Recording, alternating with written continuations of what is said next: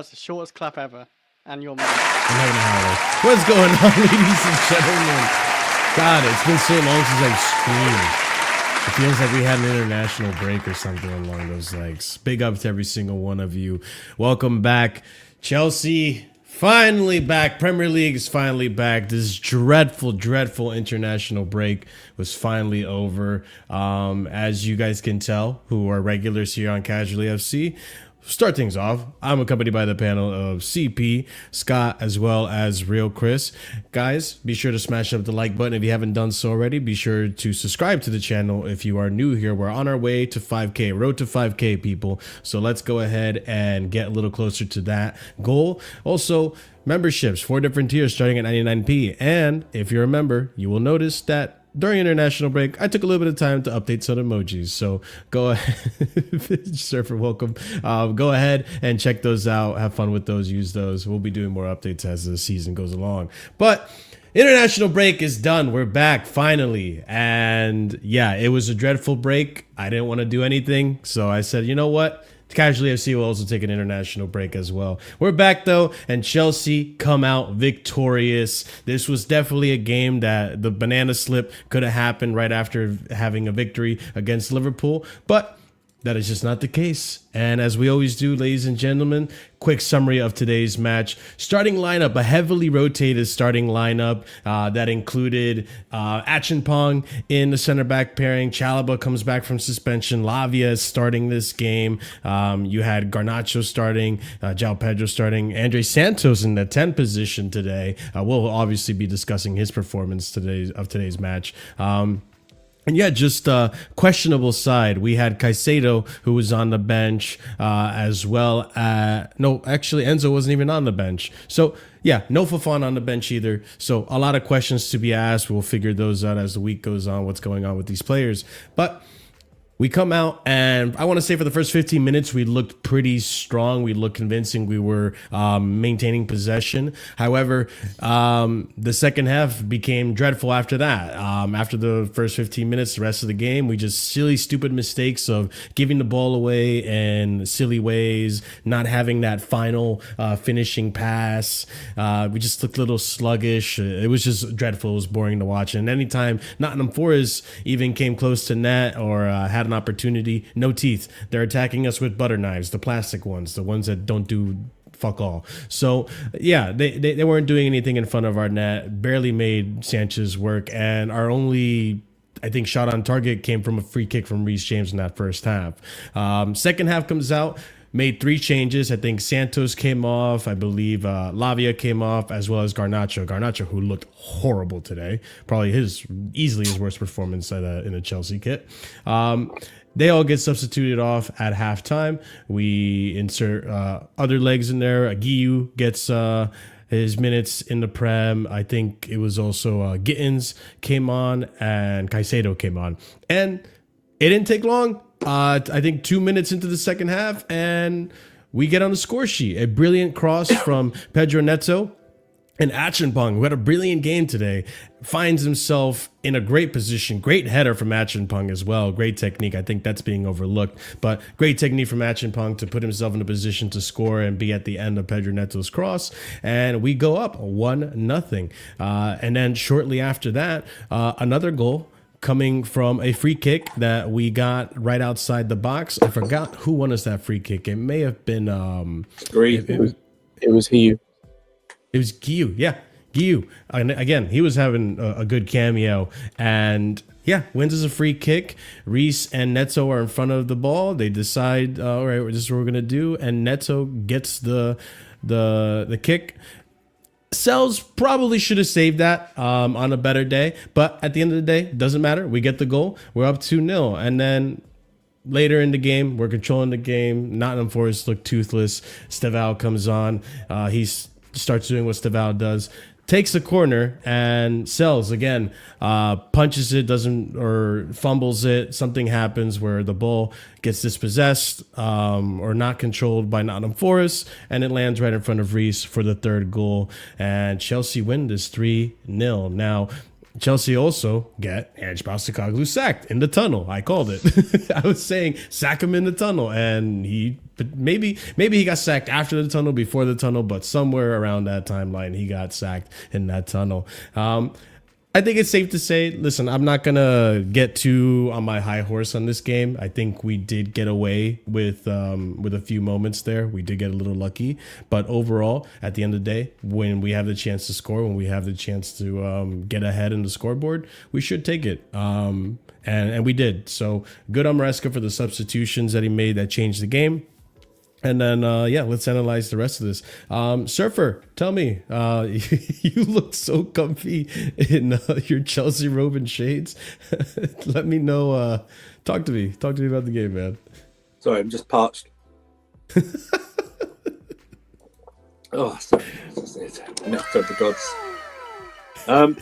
Sorry, I'm old. I can't. These hurt my eyes. So I can't see properly. There we go. Fair enough.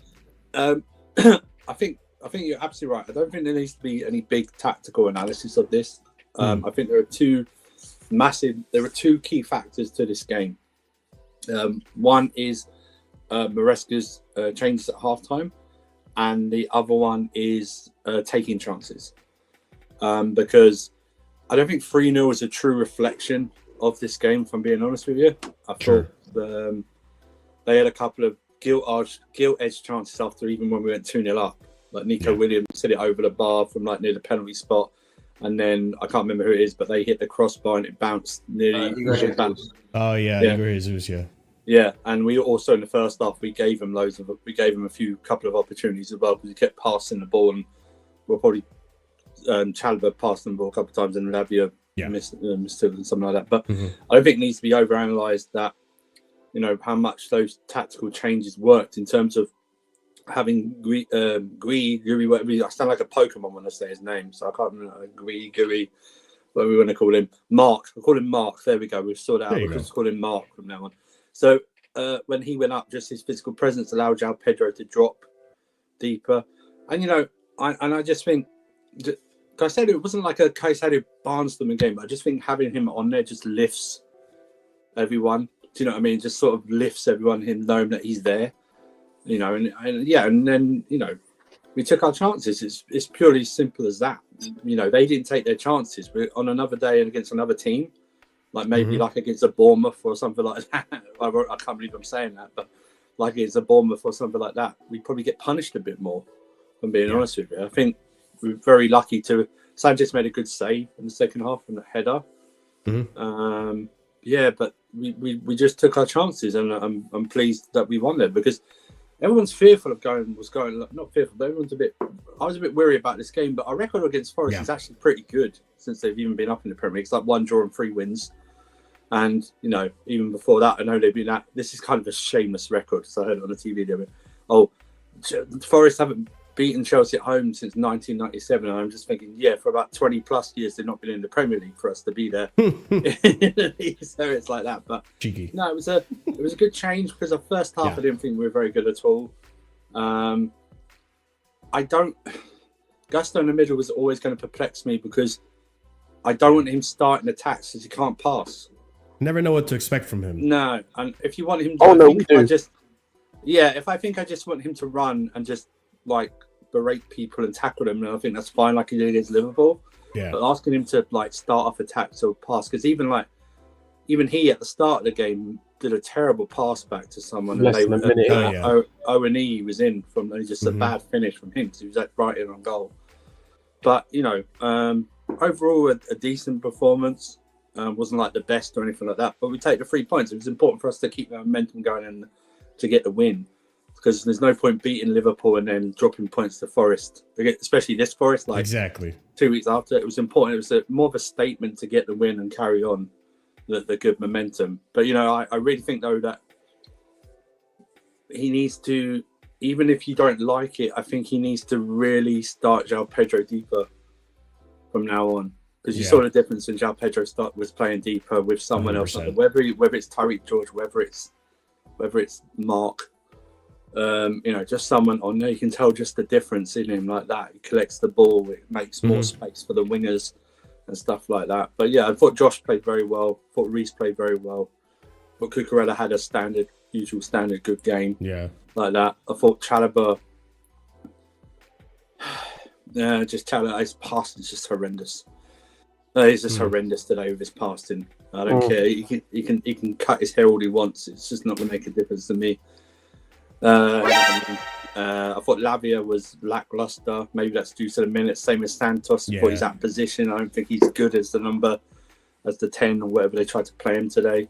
But also I thought that no matter what you think of it, even on one day, I thought we did miss someone like an Enzo Fernandez in today's game. Someone like that, just his presence alone. But it's a good win. We move on. Hopefully beat Ajax, beat Sunderland. Oh yeah, Gusto, you're an idiot. Absolute moron right at the end. I know. Is this like a betting thing? When we now have to get a red card every game or something? Is this like a... What do you think the note was for, Andrew? What do you think the note was the for? note, get sent off. Yeah, get sent off. I've got you 50-1 on odds to get sent off before the 9 minutes. And they left the evidence on the pitch. Like, get rid of it. Someone had that note. I want someone to delete it at this point. What minute are we cooking? Honestly, idiot. But dumb. It's a mix. What's the old saying? Game of two halves, quite literally. Yeah. Do you know what I mean? But like I said, we got to tighten up a bit more because we let them have quite a few chances. I wasn't pleased with that part. Like even more than Liverpool did. We gave Forest more chances than Liverpool, so I don't know what that's saying. But stop. I think Maresca, as much as I can criticise him for the first half, in terms of how he played and everything like that, you have to praise him for making the changes in the second half. So. No, 100%. I agree. Prime, we'll come to you. I mean, let's talk about ACHEAMPONG today. What did you make of his performance? I think this is his second start this season for Chelsea. And my opinion, I think he did relatively well. He made like an error here, but it wasn't that detrimental. We were okay. But for the most part today, making runs into the midfield, getting some good passes in there, continuing to flow the game, helping out in the attack today with a goal. What were your thoughts on ACHEAMPONG today? And maybe even his center back partner if you want, Prime. Hello, people. I didn't watch the game, so. Next. All right. Real Chris. Scott, Chris, whoever. Go ahead. I'm sure Sky has opinions on ACHEAMPONG. Hopefully he watches I think ACHEAMPONG is like, I think today is more of the same of what we've seen from him, like since he's come into the team for the most part. I think it's quite clearly the case that Brighton game has so far been an outlier to the Wolves in that game, essentially. I was gonna say there's reasons why he didn't perform, but like outside of that, he hasn't really had a poor game since he's played with us. Like the closest thing you could say is probably that Copenhagen game where the whole team was shit. Scott, do you rate ACHEAMPONG? Yeah, highly. Like he should be starting every single game. for us going forward. Did you not say after the Brighton game that he's not ready and he shouldn't be playing? Did you? I think it depends. I think it depends on game states, and I think it depends on how you want to use him. That's not what you said, bro. I also think the other thing that comes into that as well is the other centre backs around him. Sure. Like, in an ideal world, ACHEAMPONG should not be playing every single game currently. Yeah. But every other centre back we've got is either injured or shit, and he on form has been our best centre back this season. You know what it is with him, Scott? What impressed me today is that you just mentioned it briefly. It's also the center back partner you're pairing him with. For him to have the performance he had today with Chalobah, who I think across the board we can admit this season he's been our worst center back. No, I disagree. Okay. Tosin's been worse than him. Tosin's been worse than him, but yes, he has. But they're both. My thing is like. Either way, despite having that partnership, they're both as where bad they're not good enough. The bigger point is they're both as bad as each other, regardless of who you think is worse. And I think Tosin is worse, or has been worse, I should say. They're both not good enough. So but it's a moot ACHEAMPONG is still performing well despite that, which to me is impressive. 100%, and I think like the fact he's been our best centre back on form this season, and I include all the performances, even though limited, from Fofana and the one performance from Badiashile and whatnot. Like, considering this is technically a right back playing centre back, and he has performed levels clear of everyone else, I think. I think he actually is a centre back. No, he was a right back coming from the academy. Right back originally. Well, yeah, but when he plays for England, he plays centre back in a 3. He plays in the middle of the 3. I think this guy's actually a centre back. I don't think he is. Like when he came through the academy, he was a right back. I know, but for England, he plays in the middle of the back 3. Yeah, but for Chelsea, he was a right back. So like, it's hard to judge because like we've had this before with other players where like for club they might play one place and then country they might play somewhere else. So like, because like for example, Kunde was always a centre back, was not a right back ever until he started playing it internationally. Same with Pavard, and then because he played, not play right back for Slovenia, no? No, he was centre back. He was regularly a centre back. Okay, please. Well, it just shows the quality. And then he started playing internationally, and then when Barca bought him, they played. I've been talking about this guy's quality since he came on against Spurs in the second half of the season when under Poch, and I was fuming because why was Gilchrist playing over this guy? Like, this guy's quality. And I said after the Palace game, the first game of the season, I said this guy should be playing over Chalobah. He is much better. And it's crazy that it's only now a few mistakes from Chalobah and the red card that people are now starting to see how good ACHEAMPONG actually is, bro. Yes, I agree with Scott. In an ideal world, I don't agree with just throwing in the academy kids for the sake of doing it. However, when you look at what we currently have, you got to make do what you got. Play. Yeah, it doesn't. And if he does make a mistake, I'd rather ACHEAMPONG make the mistake he made against Brighton. Just as long as it's not too many. There is a chance. Yeah, I know, but like it's still fine because he's learning. Yeah. Like, the guy started 3 Premier League games, and he's gone up against 2 of the best strikers in the league. Yeah, and Mateta and the kept Owen quiet today, and the Swedish handle them like the Swedish. What were you gonna say? Yeah, and handle them like. I really like this guy. I'm very, very impressed, bro. I still think there's a chance I don't think there's still a chance in the next couple of games he won't start. I agree. Do you know what I mean? I didn't expect him to start against Ajax. I was about to say, I didn't expect him to start today, I'll be honest. Do you not think? Because what's happened to Badiashile? Like, what's happened to Badiashile is out into international break now. As of right now, our fit centre backs are Tosin, Chalobah, Fofana, and what's his face? ACHEAMPONG. Yes, he just wasn't picked today. Big up. I don't know. I think there was like a trust level. I didn't watch the game, right? But I saw the lineup, and I figured that Maresca was rotating a bit with the Champions League game in mind as well. There's a good amount. I assume Fofana will play against Ajax. He's rotating. He's rotating a bit. He's rotating a bit for the internationals, and there was like in the press conference when it's like Fernandes was out injured. Yeah. Obviously, Palmer's out injured. He was, Caicedo was a doubt. He said in the press conference yesterday, like he only said that Tosin only returned to train, I think, this week or something like that. So there was a bit. There was a few bit, and Esteval. I think it was about Esteval came back late from international training, international break, and I think there was a bit of a report that said he might be a bit ill as well. So that's why. Not gonna lie. On a side note, on the Ajax game, like I don't think he needs to rotate. We could play whoever and win. They suck defensively. Like it's similar to Forest. I agree, but I mean in terms of like what you said about Acheampong not playing every game, fair enough. I get it. So that's why I'm assuming it'll be Fofana playing at the weekend. Well, I think he will take. I think he will. Not at the weekend, at midweek. I don't think he'll fully rotate, but you can see a couple of positions. Like you can definitely see maybe even Reece not starting Wednesday because Gusto got sent off. So Gusto would start. Yeah, I don't think Reece plays. You know what I mean? I don't think Reece plays at all Wednesday. Like I don't think he comes off the bench. That's what I mean. Without with Gusto being suspended, there's no real point of playing Reece an entire game if any minutes. You know, and you could see that maybe.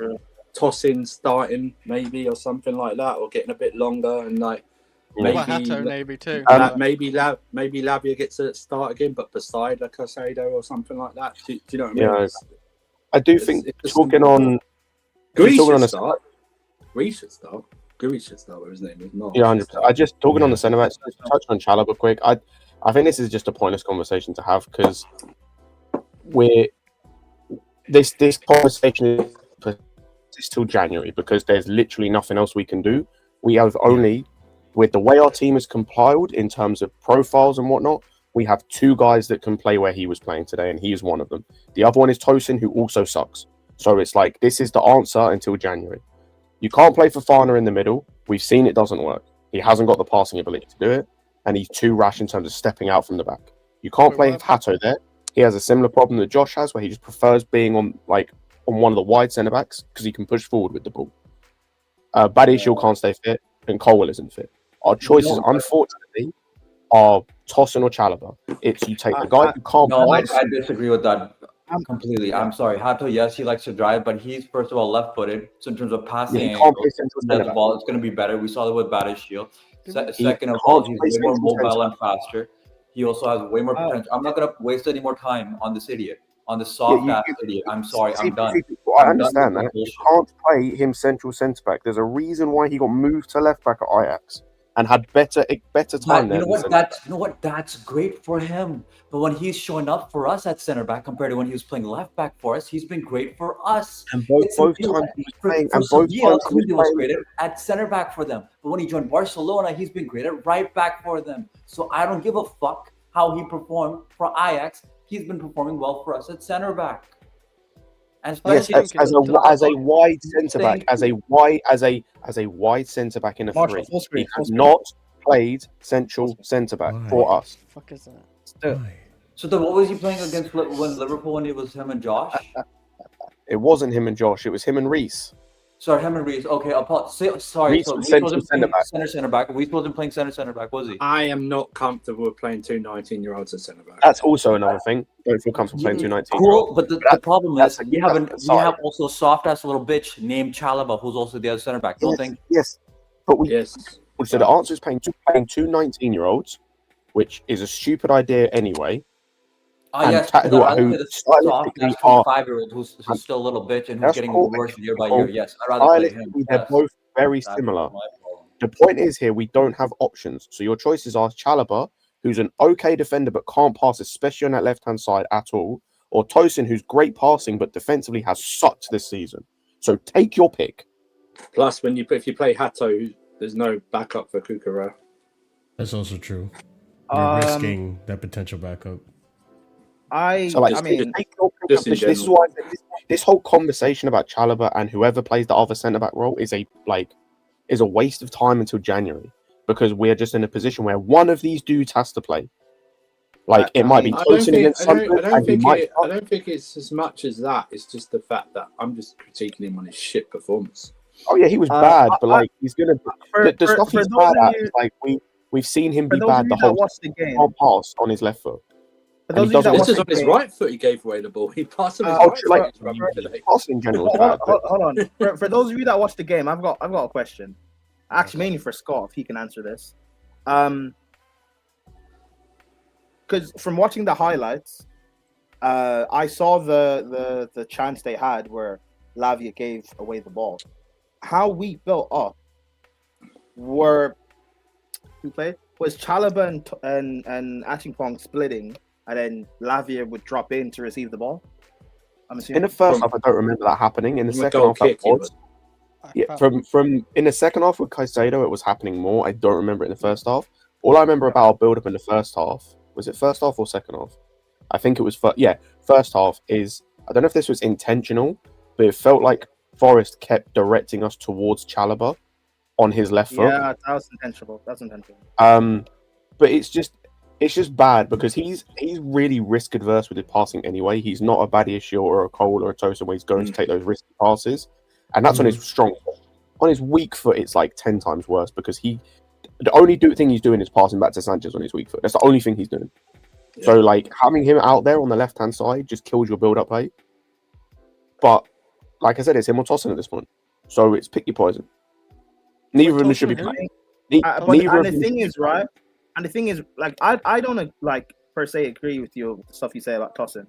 But the thing with Tosin is he doesn't also have a left foot. So when he plays out on the left, he's also a dog shit channel defender. And with how wide at the moment our centre backs are somehow or sometimes being asked to get, he's just going to get cooked every time he has to defend the channels. So which is why I understand cooking guys for a shit performance, and I agree. It's the same conversation we're going to have every single game.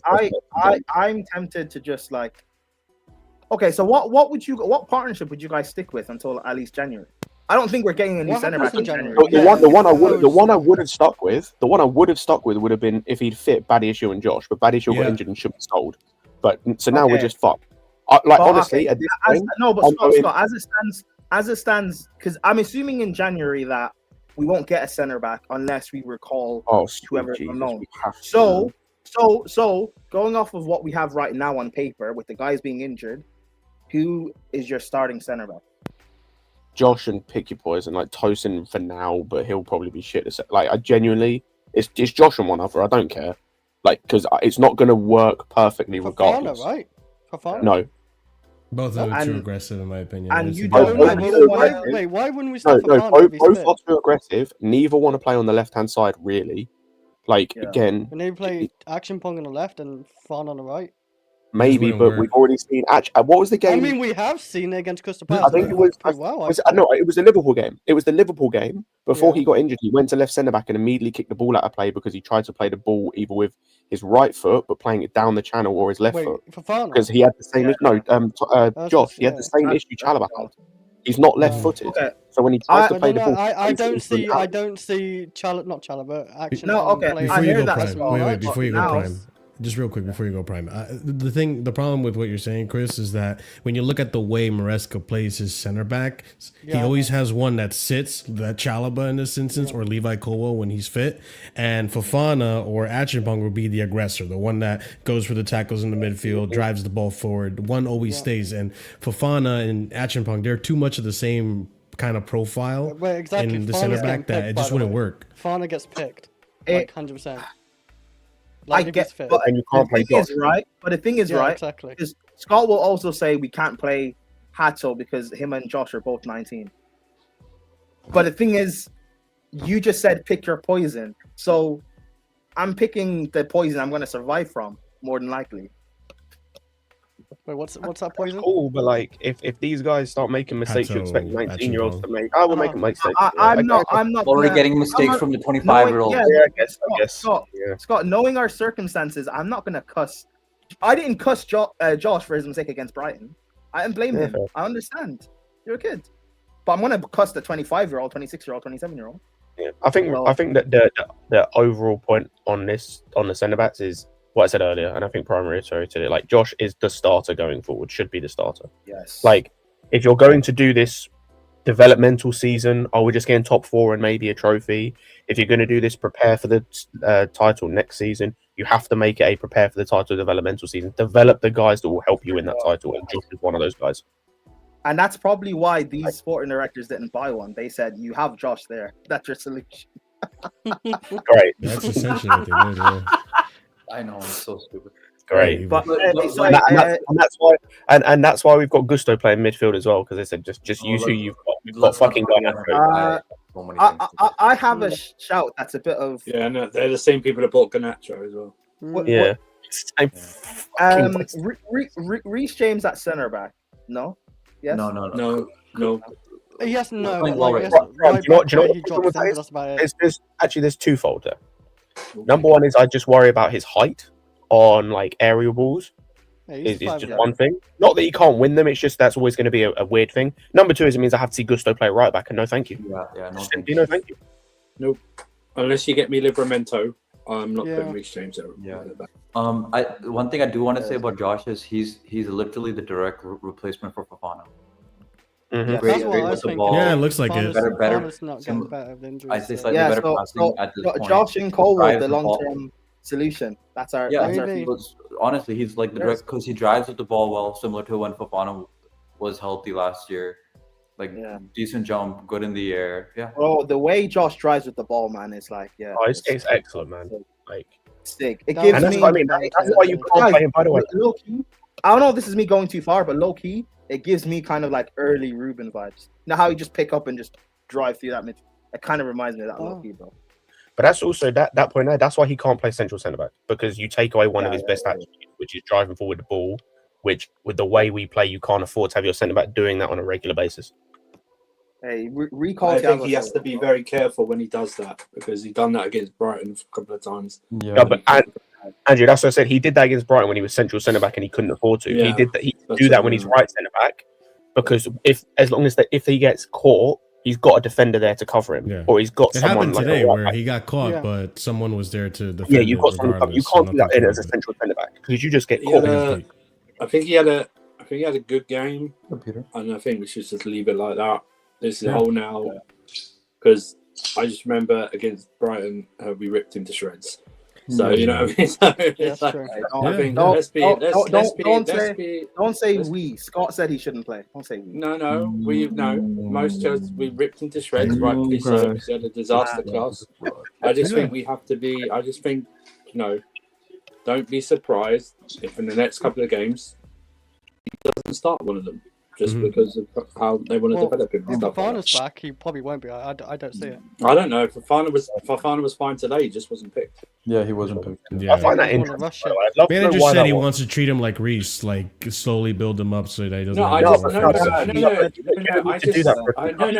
No. Reece was. How do you slowly build up a guy's brain? Don't Reece wasn't treated like that. Reece was thrown in by Lampard like right away from the first game of the season. Yeah, I was gonna say, Marshall, I'd agree with you if he comes back from like his normal injury. He got concussed. No, I didn't say. No, I'm just saying what the gaffer said. No. Yeah, that's fine that he said that. No, but Marshall, you're wrong. Maresca said he's gonna treat Lavia like how he treated Reece. No, he said that about Wesley. I'll pull it up. Did he say that?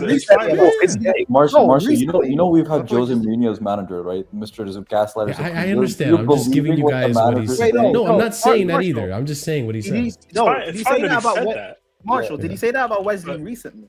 Yeah, today. Well, he's a liar then. Yeah, that's we know this. Yeah, Maresca. You're gonna believe Maresca? He lies, bro. He's a liar.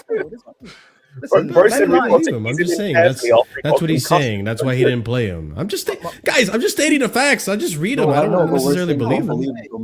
Marshall, news flash. Okay, men lie. Okay. Yeah, men lie.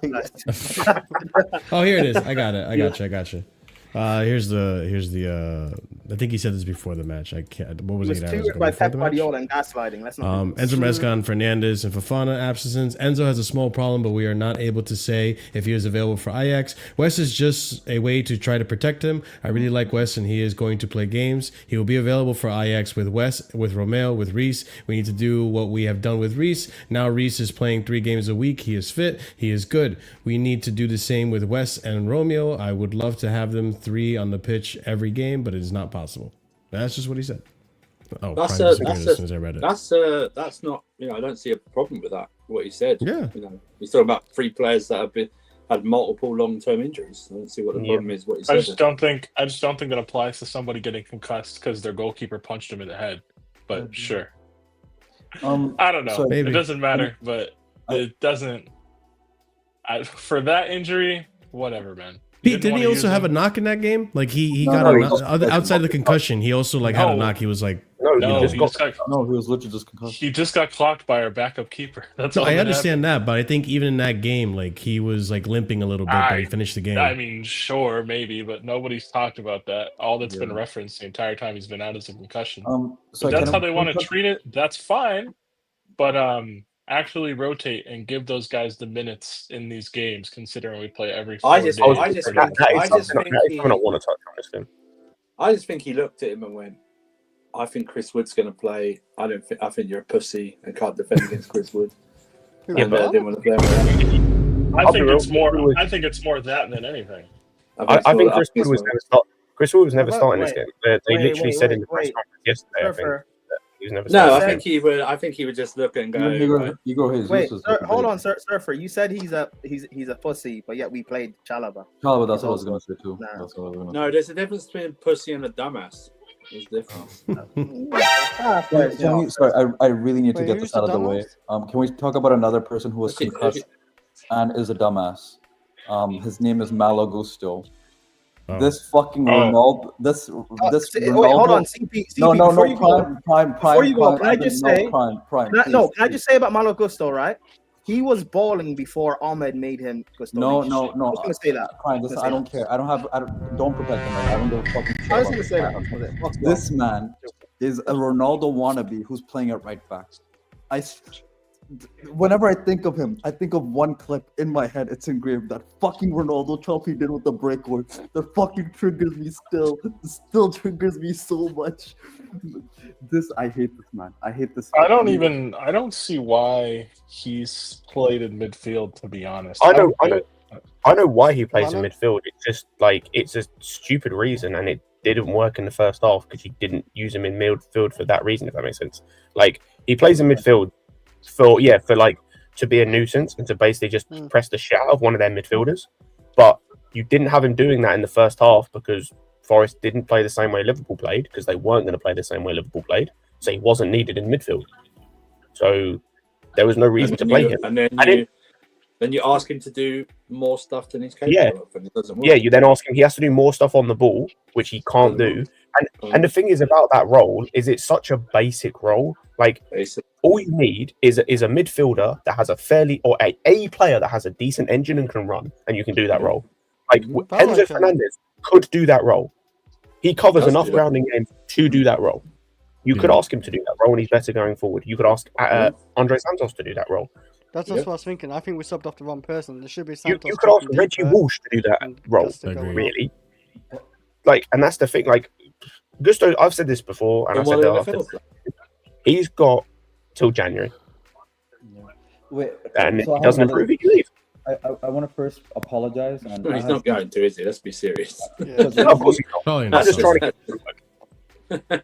We all say these players can leave. We have no factor in this. Because here's the thing. Prime was making jabs at Scott for the whole Chalaba thing, but Prime, we need to repent for our sins because 2 years ago, me, Prime, and Ahmed were on the hashtag Gusto to Madrid. Hey, I'm gonna be the manager for Gusto because he's balling out. We awfully were. Because I remember this because I was like, hey, I'll be the third in command. Prime's the president. We got the agent and Ahmed. I'm like, yo, I'm ready to be the PR person. I remember this.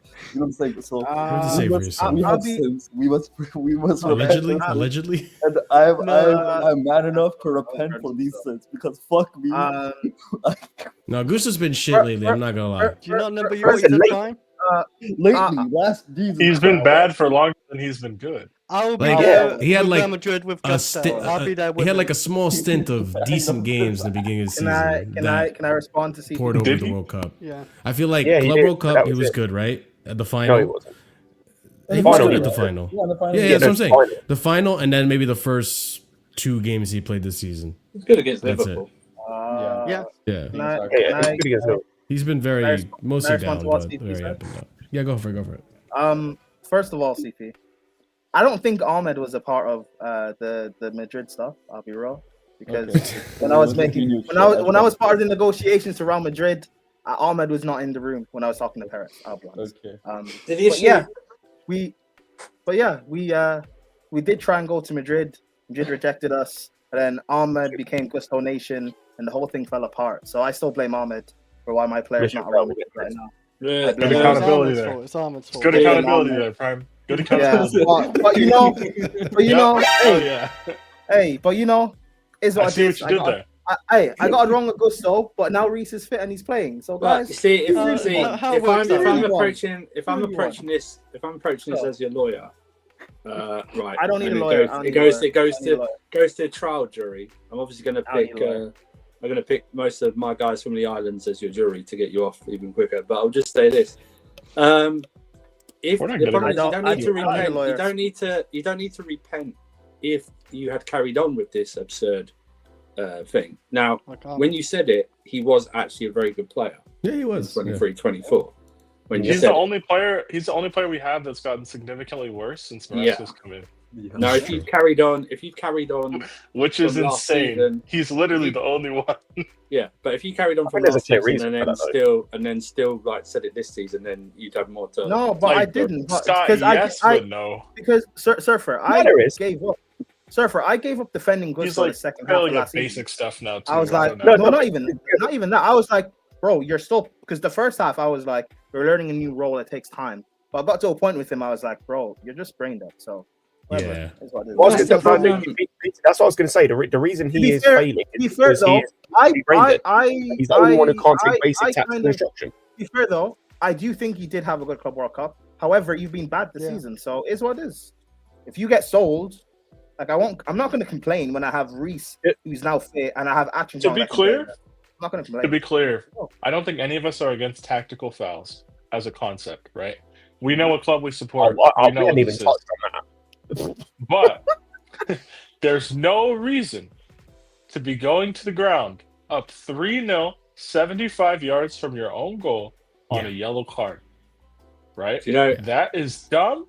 That is I don't even think I have the words for how I've got the words for that. That is proper Sunday League football, my friend. I'm not gonna lie. I'm not gonna lie. What I thought when I first saw that was he must be match fixing. He must have had like a yellow card or a red card bet and forgot that. I think he forgot that he was on a yellow. I think he forgot. Not this, bro. No, I think he legitimately forgot. We know he's stupid enough to not remember. No, because guys, watch the tackle. Watch the tackle. I tell you why the brain dead. Peter, so I tell you why the brain dead thing works. There was a couple of minutes before he made another challenge. And I swear I heard or saw Caballero on the sideline like go, no more tackles. Yes. No more. And there's no, like you said, there's no logical reason when you are. No, the lights are on, but no one's home. Yeah. Yep. It's basically he just literally. We've all played with somebody like that. He's literally real Chris of the panel. That's what it is. I don't mind. Listen, he can go. I still hold that, Chris. Hold that. Chris, I personally wouldn't have that. I would. Sorry, Prime. You know when real Chris, when you call him real Chris, and he goes, what? That's Surfer. I'll defend you here, Chris. Chris has a brain. Oh, you're going down, bro. You're going down. I know what's gonna happen. You're going to the chair, man. What's going to happen? What's I going to say? You're going to spin it like you got to defend me, but you're not really good at defending. I was actually like you can't help it. Chris, you've just exhibited more self-awareness than Gusto has in the last season and a half. Do you know how bad it is, by the way? Do you know how bad it is? He got the red card and I actively celebrated that he wouldn't play against Sunderland. Yes, bro. And Chris, I was gonna say you do have a brain, bro, but it's fine. I know I'm too used to getting red cards. I know I'm too used to it because as soon as it happened, I was like, wait, that means he plays on Wednesday. He can't play Saturday. That means he has to play the League Cup. So that means Reece doesn't play that. And then by the time we play Tottenham, that means Gusto's probably not playing. Nice. But you know what? You know what's even worse? That Sunderland game's at home. It's not even away, so it doesn't even he has to travel. Away. It's not. Just take a week off today. Just take a week off. It's all good, man. We'll see. Wolves in the League Cup. Don't worry. Can I just say with Gusto, right? I still think as a touchline fullback, he will still do well when he leaves. But regardless, you're not going to be better than what we currently have. So forget that, bro. You could, with the way he's playing, you can't tell me Genesis Antwi's worse than him from the academy. You can't. No, that's because one thing this club has been good at since Ryan Bertrand, where I think he was, I would say, the start of this movement of amazing or decent fallbacks to amazing fallback development from our club. We probably have a 15-year-old right now. Patrick Van Aanholt. All I know. They didn't really play for us. Yeah, but Bertrand was before. Bertrand you was mean the who oldest. played? You mean who played for us? No, but they made it through our academy before him. No, they didn't. Bertrand's like 31, bro. Yeah, no, Bertrand's the first brother. My bad. Yeah, that's what I'm saying. I think the overall point that CP is just trying to say that we produce we're really good good at fullbacks. creating good fullbacks. Just had a Malagusto. CP just done a Malagusto. Yeah, I'm saying there's probably a 15-year-old I trust right now to develop more than Gusto right now. Just sell him in January. The thing is, I don't want Antwi inverting in midfield. If Gusto goes fine. If Gusto goes fine, that just means Maresca is going to give more minutes to. Like Gusto hasn't needed to invert in every game this season. He's still not good. No, he's like willing to do pretty basic stuff. This inverting thing, like, no, forget the inverting thing. No, my point being, with Gusto gone, it gets more minutes for Reggie Walsh, who Maresca actually rates in our academy. The guy speaks highly of this kid. So let these talented academy. He's a 10 though. He's not really. He doesn't play him like on the bench. He can play deeper in midfield now. We've not really seen it though, and like I'm really trying to see that. He's built like a toothpick. Yeah, I'm in. I don't even know what skin color the kid is. He's white. He's white. I've had enough of Gusto. Just play him. Peter. I've had enough. Gusto It can't be does to worse. us. Peter, he's from Cobham, so he's either black or white. So that's true. Thank you, Michael Jackson. Thank you, Michael Jackson. That's true. No, but let's be real. Have Cobham ever produced like an? Yes, I've never seen a Hispanic. Musiala. He's Musiala. He's a light-skinned. Yeah, somebody needs to tell. Somebody needs to. That killed me. Hold on. CP's retort to the claim that they're either black or white was the light-skinned guy. CP, you want to know how you get light-skinned people? Yeah, exactly. Yeah, I'm saying it's more. See, it's not binary. That's all I'm saying. No, Peter, I'm saying it's not just fully black or fully white people. You know, I feel like light-skinned is not the third group between black or white. It's just in the middle. It's the gray. You don't think it's a mixture? No, it's not. CP. Your retort would not be, yeah, but they produce Loftus Cheek, right? Like that would work, right? Yeah, like and if you're gonna talk about like mixed race, Reece James is mixed race. That's what I'm saying. Yeah, that's what I'm saying. No, you said Musiala. He's not. Yeah, I said Reece James after. That's what I'm saying. No, but again, I still stand by what I said. We just produce black and white players. Like, where's the Asian bowlers? I don't know, man. I don't know. Talk to them. We can't get them as 100% tariff. On behalf of the Sarcasm brother, there's a reason why we didn't make it into the third round of the World Cup qualification. I'm just speaking half of the South Asian community. There's a reason why we didn't make it. Hashtag stop are you saying it's easier to get kids That's what I'm saying. from Africa? Yeah, is that what you're saying? No, I'm just saying they're homemade. Here's what we made earlier. Yeah, homemade. Yeah. Hashtag stop the boats. That's why. Stop the boats, man. Yep. But I mean, on the subject of midfield with Gusto, right?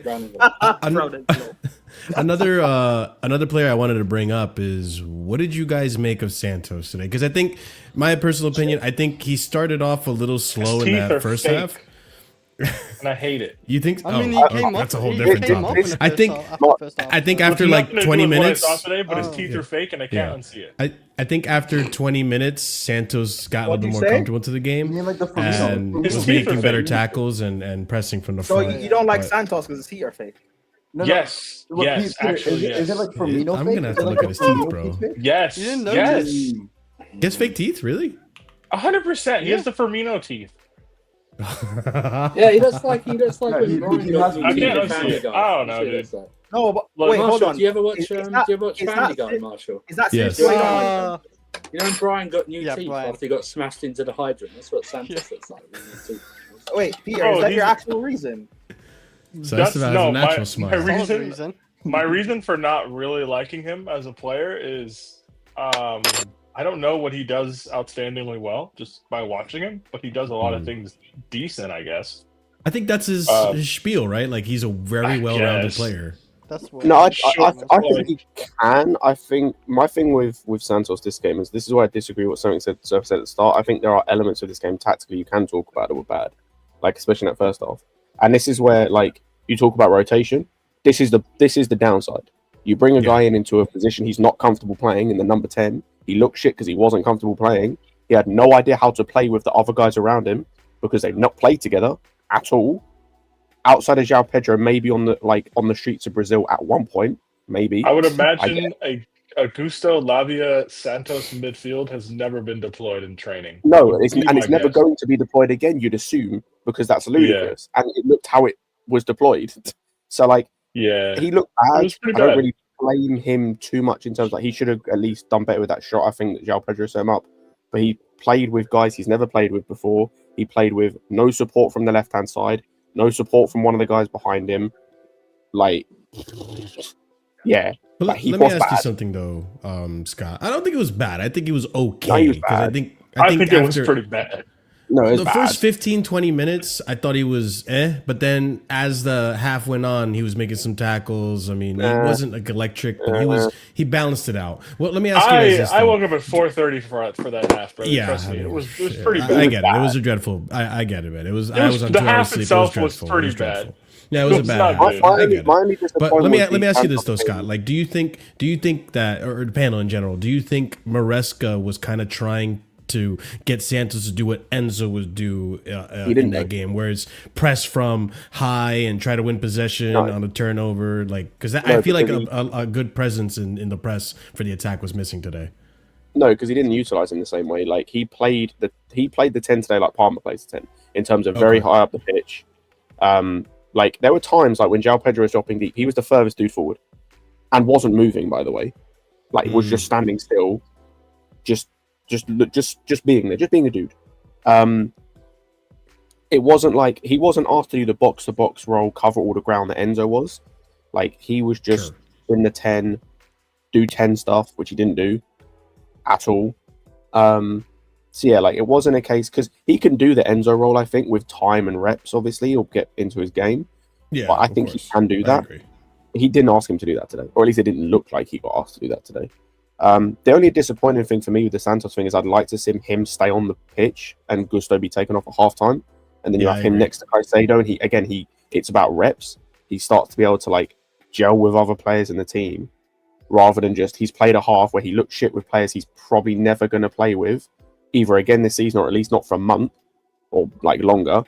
So that's my only criticism, like real criticism of Maresca today or so far this season in terms of the rotation. You saw how bad.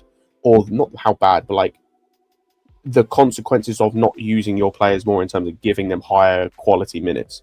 Like giving Santos 10 minutes a game or 15 minutes a game when, you know, we're up against teams. You now see why that doesn't work as well, because he now has to start in this game and look like he'd only played 10, 15 minutes a game in the games we're up. And it also doesn't help that I do think Lavia as well, you could see that he's still getting back into fitness as well. Like fair. You saw the difference, I think, with him and Caicedo. Just touching on him quickly is 100%. Caicedo was able. I think the Gusto change in terms of in the second half, it was quite clear he was just told to just be like cover ground, whereas in the first half he wasn't. But Caicedo has the ability to cover for two midfielders by himself in the system, whereas Lavia right now doesn't. So you could have a Gusto being crap, or you could have a João Pedro slightly further up the pitch. And it wasn't as much for Caicedo to deal with as it was for Lavia to deal with. It would have been actually beneficial the way Forest set up would actually drop Santos deeper and Augusto doing the first thing up there. That's sort of. I just want to show you. This is like Marshall. This is what Santos looks like. Okay, put me full screen. Put me full screen. Put it full screen. Right, that's what you look like. Okay, just that's what you look like. That's what you look like. So it's all good. Esteban have a fake smile. That's a real Esteban smile, right? I don't think. I think at the moment he does. Give it time. Yeah. It's more benefit. I think he would have. I think Lavia would probably benefit more with someone like a Santos beside him than a Gusto, because Gusto's just. You think he was doing like babysitting duty for Gusto in a sense today? Kind of held him back. I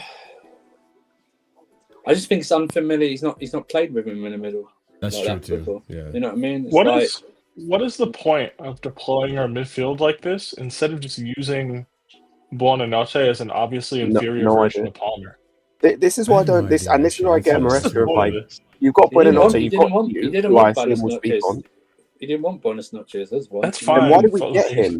Then what? Yeah, because he's not in control of transfers. We know why we got him because we didn't want to spend any more money, and it's just easy to get people from Brighton. Plays him the UCL.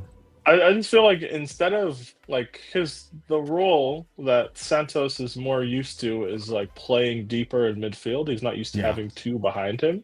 I would rather try and platform most of my players in ways they're used to being used and comfortable being used, instead of trying to shoehorn Santos into a position he doesn't play, Gusto in a position he doesn't play, to cover for the fact that I just don't want to use one player, because now we're weaker in two positions instead of potentially just being weaker in the one position. I don't know. It doesn't seem like a smart thing to do to me. I think the thing would be, hopefully going forward, the learning curve from this and these types of games is you will have to deploy João Pedro in a deeper role. That needed to happen. Guri up front, whether it's Guri or someone else, or even like sure, play Tyreek George, play Gu in front of him. That's fine. I would be okay with that. I can't rationalize Santos 10 Gusto behind him. I can totally rationalize why. Well, I can tell you why he doesn't want to play Buenos Aires in number 10 is because he didn't even put him in his Champions League squad, Peter. He only put him in there because of injury. Do you know what I mean? You can tell he doesn't want him. Do you know what I mean? He doesn't play him. He just puts him on the bench. Probably. I get it. I just think to a degree it's going to come off as cutting off your nose to spite your face. I understand that, but we're dealing with a modern age coaches who are just stubborn when they want to do. They're very rarely flexible. This is true. Do you know what I mean? Do you know what I mean? He's not the only one. We see it with like even we see it with he constantly picks. We know he's stubborn because he constantly picks Gusto in a midfield role. I said this today. Gusto is his version of like Gallagher and Mount, where it's just like it doesn't matter how he plays. He's going to play every game he's available for. This is even if it's to the detriment of the team. This is very. None of you guys are going to get this because you're not old enough. But when Ranieri was in charge, there was a player. It's called Stankovic or something like that. It's not his name, but he used to always come on. He used to always come on, and he always used to. Ranieri would push Frank Lampard to the right, but when he came on, you heard the ground go, "Oh," like that. Do you know what I mean? It was always a player that Ranieri would just pick, no matter what, or just bring him on, something like that, and just play him. Like managers have this I could better deal with the manager trying to bring them off the bench. Yeah, because then we started with something else. Yeah, I don't know. I'm just tired of this. Or like we said, simplify his role, right? Instead of if you're going to play Gusto, I just said a few earlier. This game was perfect for him to just play where Santos was playing and just chase people like a dog. Sure. Do you know what I mean? Like that's what he should have done to pressure him because they were playing so deep. They are three midfielders, but they were played. We would have had a 10 with no senior goals, so that would have been funny. But I think it would have helped. But our you know team. what I mean? It's like just as compared to what we actually had. Yeah. Just like if he secretly got someone to spray like mallow attractive he said pheromones onto these guys' legs or something. Pause. So for like a dog. For Malo Gusto to chase, and that's what he should have done. That's what Gallagher. Listen, as much as I don't like Gallagher was good at doing that. When we went away to City and he just literally he was buzzing around Rodri a fly on shit like that. That's literally Andrew. That's why he was so good against Liverpool because that's all he did. He literally was just a nuisance to their entire midfield. Yeah, he was just being a problem to their midfield. Yeah. He was like that. He was like alien face grabber. He was like that. But the thing is, I don't mind Like to what Pete was saying earlier with Maresca making these decisions to play these players out of position. I don't mind, especially in this day and age of football, when a manager does that with players he's already has experience with and maybe already know the system. Because I get it. Like some players have certain traits that suit a certain role in your plan and your tactical plan for the game, right? And I get that with Malo Gusto. What I don't like is when you do that to players who are still acclimating to your system, like a Santos. Why are you putting him in a 10 when he's not even comfortable in that box-to-box position in this new system that you have yet? When he hasn't even gotten a chance to play like that. At least Malo Gusto last season, you can make the argument, okay, we tried him as a regular fullback. We tried to do the inverting thing. We tried him in the left wing. Sometimes good, sometimes shit. Now let's put him in this. Maybe this role suits him better, so on and so forth. That's where the stubbornness comes into it, right? Yeah. Because like we said before, you're going into the same game and you're thinking, all right, I know I have to make a few changes. I don't want to really make that much of a change. We're going to keep Gus doing it and asking to play the same way because I think it might work. But it didn't. And that's where the stubbornness comes into it. That you're thinking that you can sometimes play the same way you did the previous game, even against maybe even arrogantly. You went, well, it's an Ange Postecoglou side. Do you know what I mean? Seriously, maybe you just went, it's Ange Postecoglou, it's Forest. They are in the shits. I mean, to be fair, when you look at that lineup, it kind of felt that way. Because my initial thing was, this team are pretty open in midfield. There's going to be plenty of space. I would rather just put on an extra attacking person and just live with what happens for about an hour. Like when I woke up this morning and I saw the midfield, I was like, "What is happening?" I think apparently as well. I saw a report saying apparently the reason for Gusto in midfield and for the three midfielders because they thought they were going to play a 4. They weren't expecting them to play a 5, which is like, if that number one, if that's the case, have you not watched the last 5 games they've played? They've been playing a back 5 fairly regularly recently. You just not do research before the game? I just don't think they played that type of midfield though. That's the thing. They have. I don't think so. Not with those three like that. They're pretty sure that's how they've been playing. I don't think they've played. They've been playing like two inverted 10s. Instead of just Gibbs White and a 1-year front. They play Gibbs White and someone else. Usually in their midfield they have 2 instead of 3, but the back 3 is the same. Yeah, because there's no way. Because I suppose it's weird how because it's weird how they set it up. Because on TNT Sports, so they had it over here. It was like they had Sangare and Douglas Luiz ahead of Anderson, which didn't work out in the game because Anderson was the most. No, it was definitely Sangare behind Anderson. Yeah, Sangare was playing like the centre backs, near the centre backs. Almost, yeah. Yeah, so it's like, but then that's the stubbornness of it. But thankfully, he changed it, and like you said, Peter, he put on an extra attacker. And and obviously bought Caicedo one. But I'm great as much as I can criticise him. That I'm okay with. My thing is I'm okay with your rotational changes, but if they don't work, then how are you gonna? Do you notice that, and how quickly are you gonna change it? Do you know what I mean? That's where it should be. And luckily, is that our first halftime triple sub? I think so. I can't recall another one. Yeah, well, we did a double in Conference League. I remember. We made 3 subs against Man United in the first half, but that was. Hey man, that was a time. I still. It was like 4 weeks ago. I still have more patience for that than the idea of Augusto Santos Labia midfield today. I woke up, I was like, nah, man, this can't be the way. There must be a better way. This just can't be it. Find a better way. There just has to be. There can't be Buonanotte can't be this bad. I'm sorry. No, I don't think he is either. Buonanotte and Mark Yu can't be this bad. Here's the problem.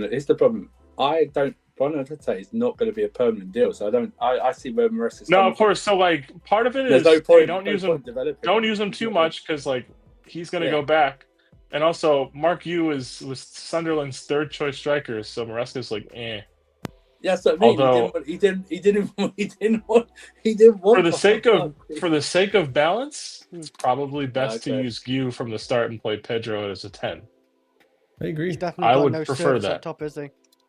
Well, you can it's hard. It's very hard to get service when that's your midfield 3 and the guy on the left wing can't control a football, and the guy on the right wing doesn't want to cross the ball. And also, Marshall. if your own natural game, João Pedro's own natural game with Pedro, he wants to drop deep and collect the ball. So there's no spearhead there. So in the first place, so you need runs. Yeah. Go ahead. You need someone who's going to run in behind, and Santos is not used to doing that in the system. Yeah, if you're gonna have a striker who likes to come collect the ball, you need runs into the box. Unfortunately, our runs into the box are a guy who's never scored ever, and a guy who's not comfortable doing that. So it's like, I don't know. Which is why in a game like this, no matter what you think about him, you miss someone like Enzo Fernandez in a game like this. Just when he makes those runs, In a game like that, he would have played the Santos role, and he would have played it better. You know what I mean? That's unfortunate he's injured and stuff like that. But that's where I know we won 3-0, but you can still take points out and go, that's in a game like this, you do miss someone like Enzo Fernandez to make the difference and stuff like that. Because let's face it, if they took a couple of them chances, we're talking about a very different game here. Do you know what I mean? There were a lot of chances they had that they just didn't take, and we took our chances. I just saw some comments here. As we transition over to the attack, right? I think Scott wanted to mention something. I'll let you go on that. But Enzo Maresca on whether he got the team selection wrong. I always try to do my best. Sometimes I am wrong. Sometimes I am wrong. We knew Romeo wasn't going to play 90. Moy couldn't either. We started with Romeo and left Moy on the bench. Garna did fantastic, which I totally disagree. Oh, against Liverpool. So it was good to give him a chance. Sure. Mark Guiu was good. We expected them with a back four. João Pedro against a back four is better. Go ahead, Scott. I guess we could talk on Garnacho. I didn't think you wanted to talk to typical Garnacho game. Nothing. It wasn't typical. He was shit today. That's a typical game. By the way, I know this is a typical game. Why are we acting like this is anything different to what he always does? Genuine question: what was different between this game and the Liverpool game? It's the same ratings I give to Caicedo when I say it's a Caicedo typical game. This is a typical Garnacho game, it's just in the opposite of the standards of him, and also that's why I'm not going to really rip him to shreds, because it's just what I expect. No, the reason I'll rip him to shreds is because I'll ask the question again. What was the difference between this game and the Liverpool game? He touched the ball more in the Liverpool game. I feel like in the Liverpool game he drove more. Yeah. He was better going forward, even if Connor Bradley wasn't that great.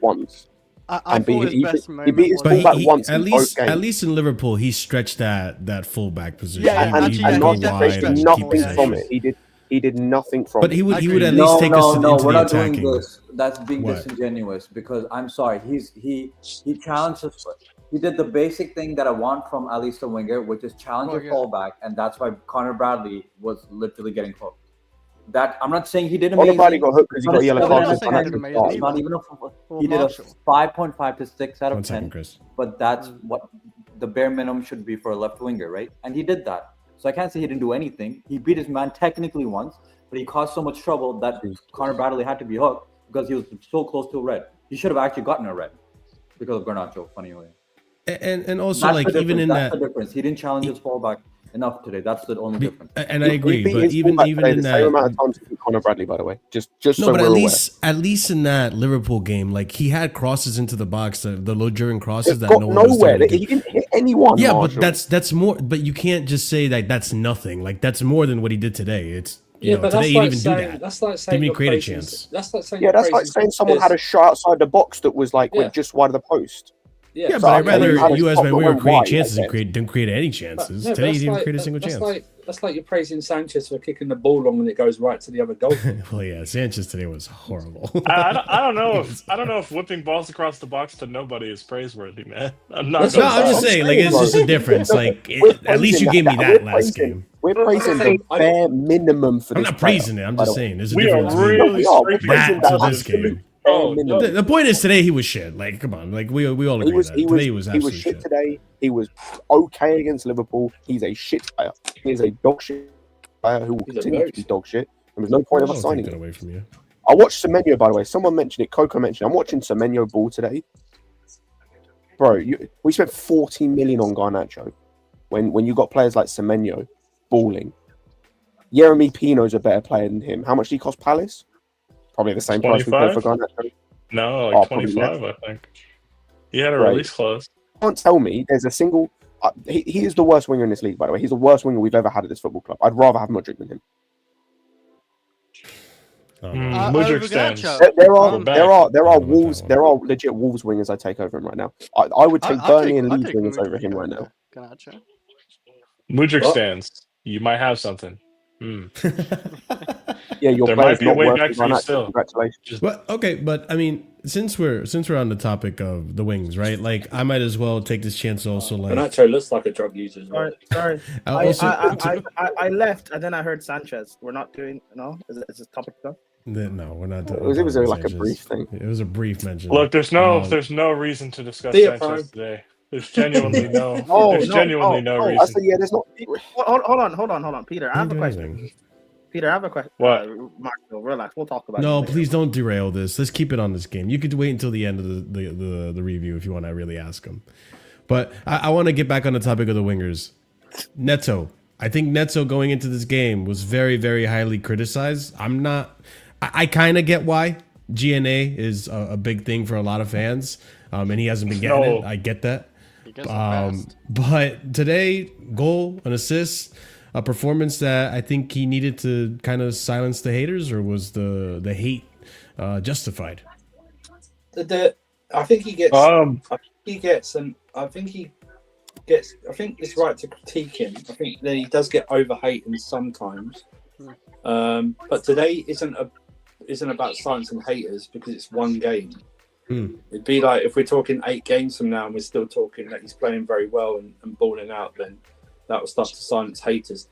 He just needs to know who he's crossing to. Do you know what I mean? Like in terms of he even picked his head up for the goal. He just assumed. Yeah, but that's because we had a lot of people in the box. I think it was a corner before or something like that. But what I'm saying is like when you know that your only real target is João Pedro and maybe late Cucurella run, maybe a cross isn't the best thing to do. You know what I mean? Like I prefer him actually to do what he did in the first half a couple of times and try and take a shot more than actually try and cross it. Do you know what I mean? That's what I prefer him to do. I thought today was good. In the second half, he was good. Great cross for ACHEAMPONG, great header. Free kicks, goalkeeper mistake. Don't care, it's a goal. Take it all day long.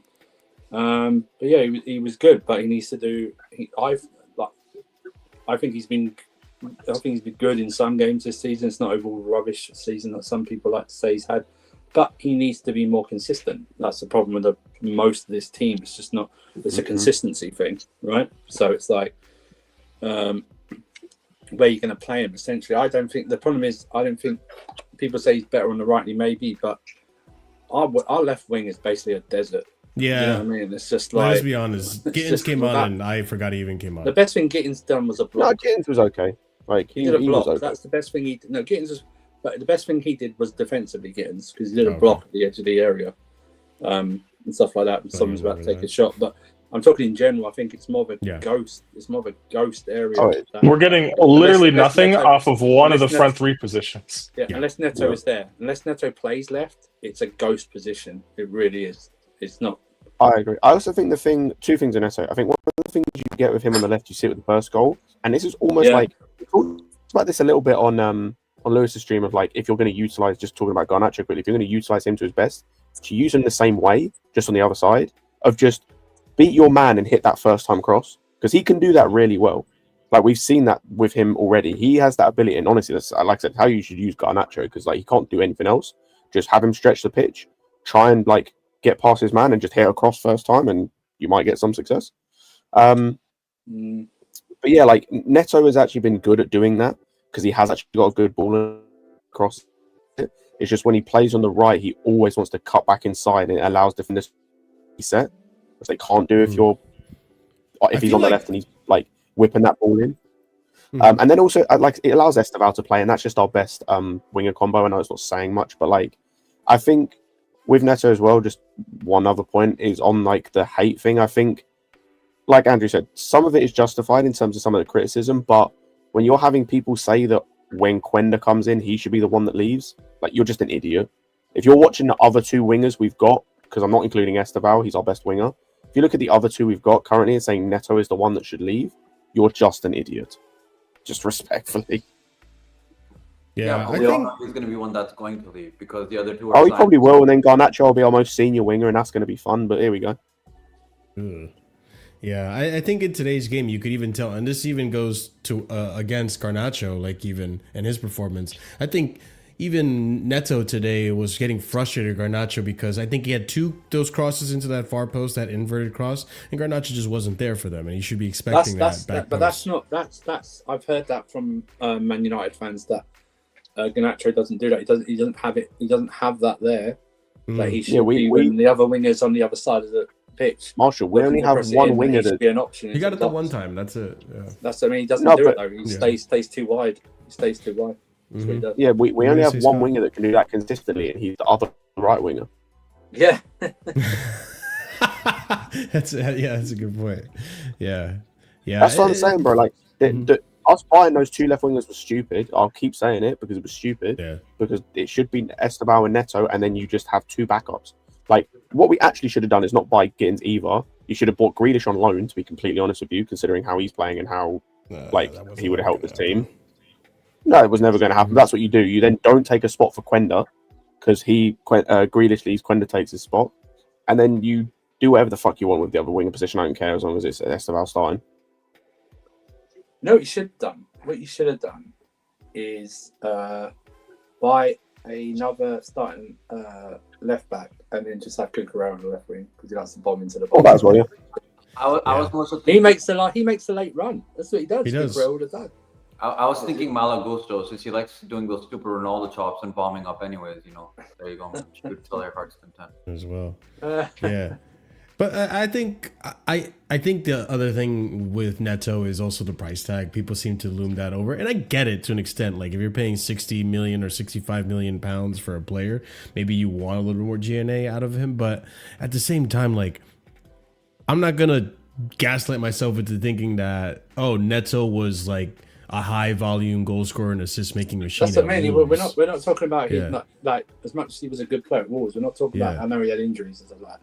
We're not talking about a guy who's constantly ripping up with like 15 assists, 10 goals. He did though. He had 11 assists in half the season when he joined us before the injury. He had 11 assists. That's why people were so high on him.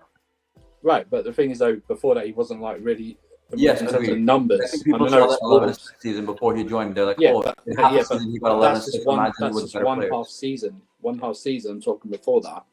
It wasn't like ripping up the numbers where we're going, wow. Do you know what I mean? In terms of like, you said he was a good player, but the stats didn't back it up. Yep. In terms of, and you will say it's Wolves, and that's fine. I understand that, but there's still other players that, at smaller, like Semenyo's getting all the hype now, but Semenyo's getting all the hype now for his purple patch. But it's time if he moves to Spurs or an Arsenal.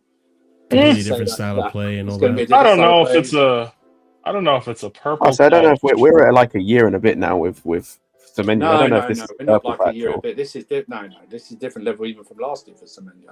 This is like. So last year he had 11. The year before that he had 8. He had 8 in 2,100 minutes. Last year he had 11 goals and assists or just goals? Just goals. Last year he had 11 and 5. Season before he had 8 and 2. This year he has 6 already. Yeah, I mean, Semenyo's been a pretty consistent output person the last 2+ seasons. Output. I'm just talking about his overall play, where everyone's like really taking notice of him. You know what I mean? Sure. I don't know. Last year was bits and pieces. You know what I mean? From the start of this season, it's been full on. Do you know what I mean? It's been like from the start of the season. Yeah, I mean, they sold all their talent except for him. So, like, hey, here you go, buddy.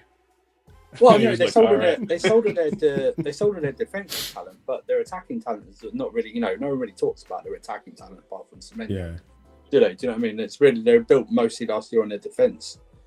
You know what I mean? It would be nice to have like a winger with like a history of like decent output and directness to affect the game that plays on the left. That would be nice. It's all right. Quenda's coming in next season, so all sorted. That's cool, man. We spent 100 mil this year to wait for Quenda anyways. That's cool. Yeah, that's the whole point. Also, by the way, guys, you put 100 That's really great, man. I could have waited for Quenda for free and had 100 £100 million deposit. That's what it was. £100 million. Also, by the way, guys, Neto's gonna be gone next summer. So right. Sure, whatever. Our most experienced Premier League winger will be Garnacho.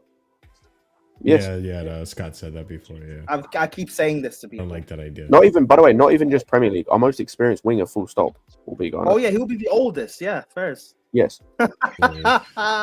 He's our elder statesman. Wait. So would the other wingers call him Unk? Is that the basically? He'd be Big Bro. No, he'd be Big Bro. To be fair, he's probably not old enough for Unk. He'd be Big Bro. He'll be older cousin, bro. Older cousin. When do you guys think we're getting? When do you guys think we're getting a goal out of Gittins or Garnacho? Oh God. Garnacho, fuck knows. Like I couldn't tell you. Who knows actually? Let me check the pictures. Let's check the pictures. Do you think we get one before the break? I feel like Gittins would get one before the break. International break? No. Wait, let's see. Before the next international break in November, this run of games this month, I think Gittins gets one. Nope. He came close against Liverpool. Peter, Karabag, November 5th. Oh yeah, probably Karabag.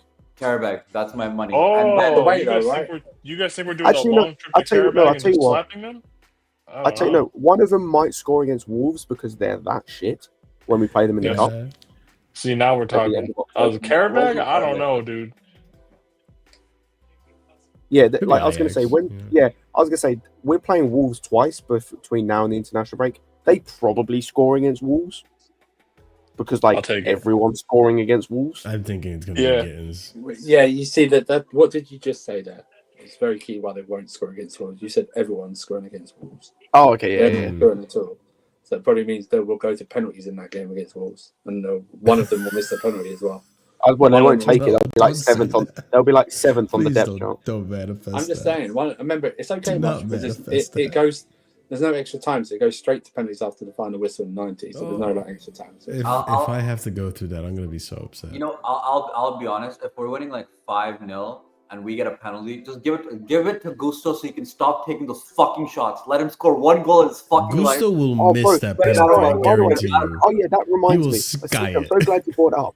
This guy, by the way, to know how brain dead he is, this guy gets the ball on the edge of the box with his right foot and can put a cross in, but decides to cut back inside and shoot with his left foot. Yup. Like, what? He wants his goal, man. Respect the goal. No, but Marshall, respect. Like, no, but Marshall. Why would you want to go with your weaker foot?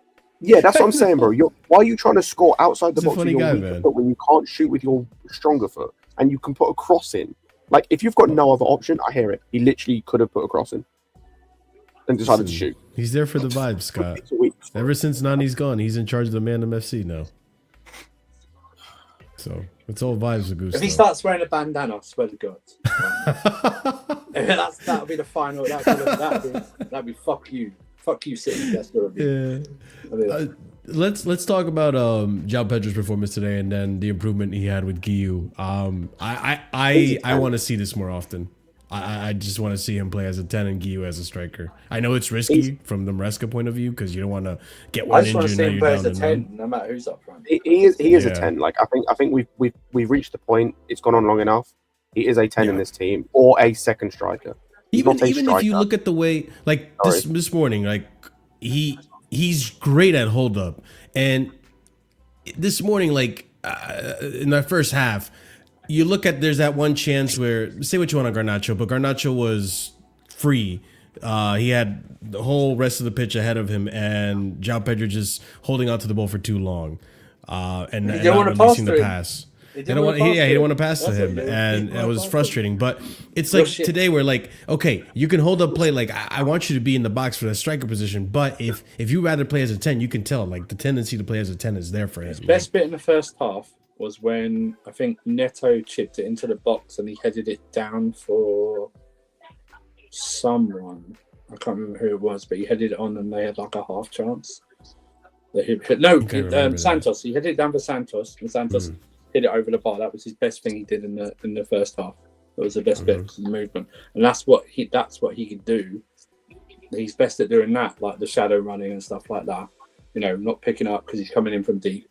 And stuff like that. That's the best that he can do. And even in the second half when it was changing and Gui, Mark, fucking Dave, whatever you want to fucking call him, up front, Magoo was up front.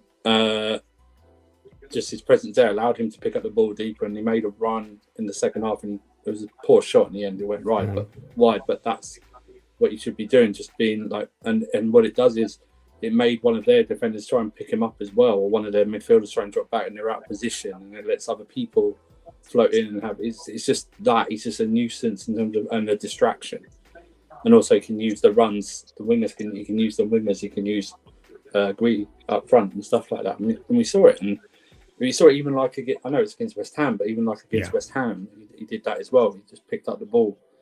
Yeah, the number 9 thing, fine, but even like you said, even if it's with Tariq George, just have someone up there who takes who's distracted, who can distract the defenders. Do you know what I mean? And just have him there. Even today, Guiu had his chances. He had chances today to score. He was just a nuisance. He was just a nuisance. Yeah, he was a big nuisance. He was effective. I think he was effective today. And the thing with Guiu, like you see it with the free kick he won, you see it with a couple of moments. His actual like basic fundamentals are pretty decent, which you like. I'm not surprised he came from the Barca academy. Like his first touch is good. His ability to shift the ball with his feet is pretty good. He just needs to work on the stuff that's going to make him very good. You know, he's a dirty bastard. Yeah, and he's also like a nuisance, like you said.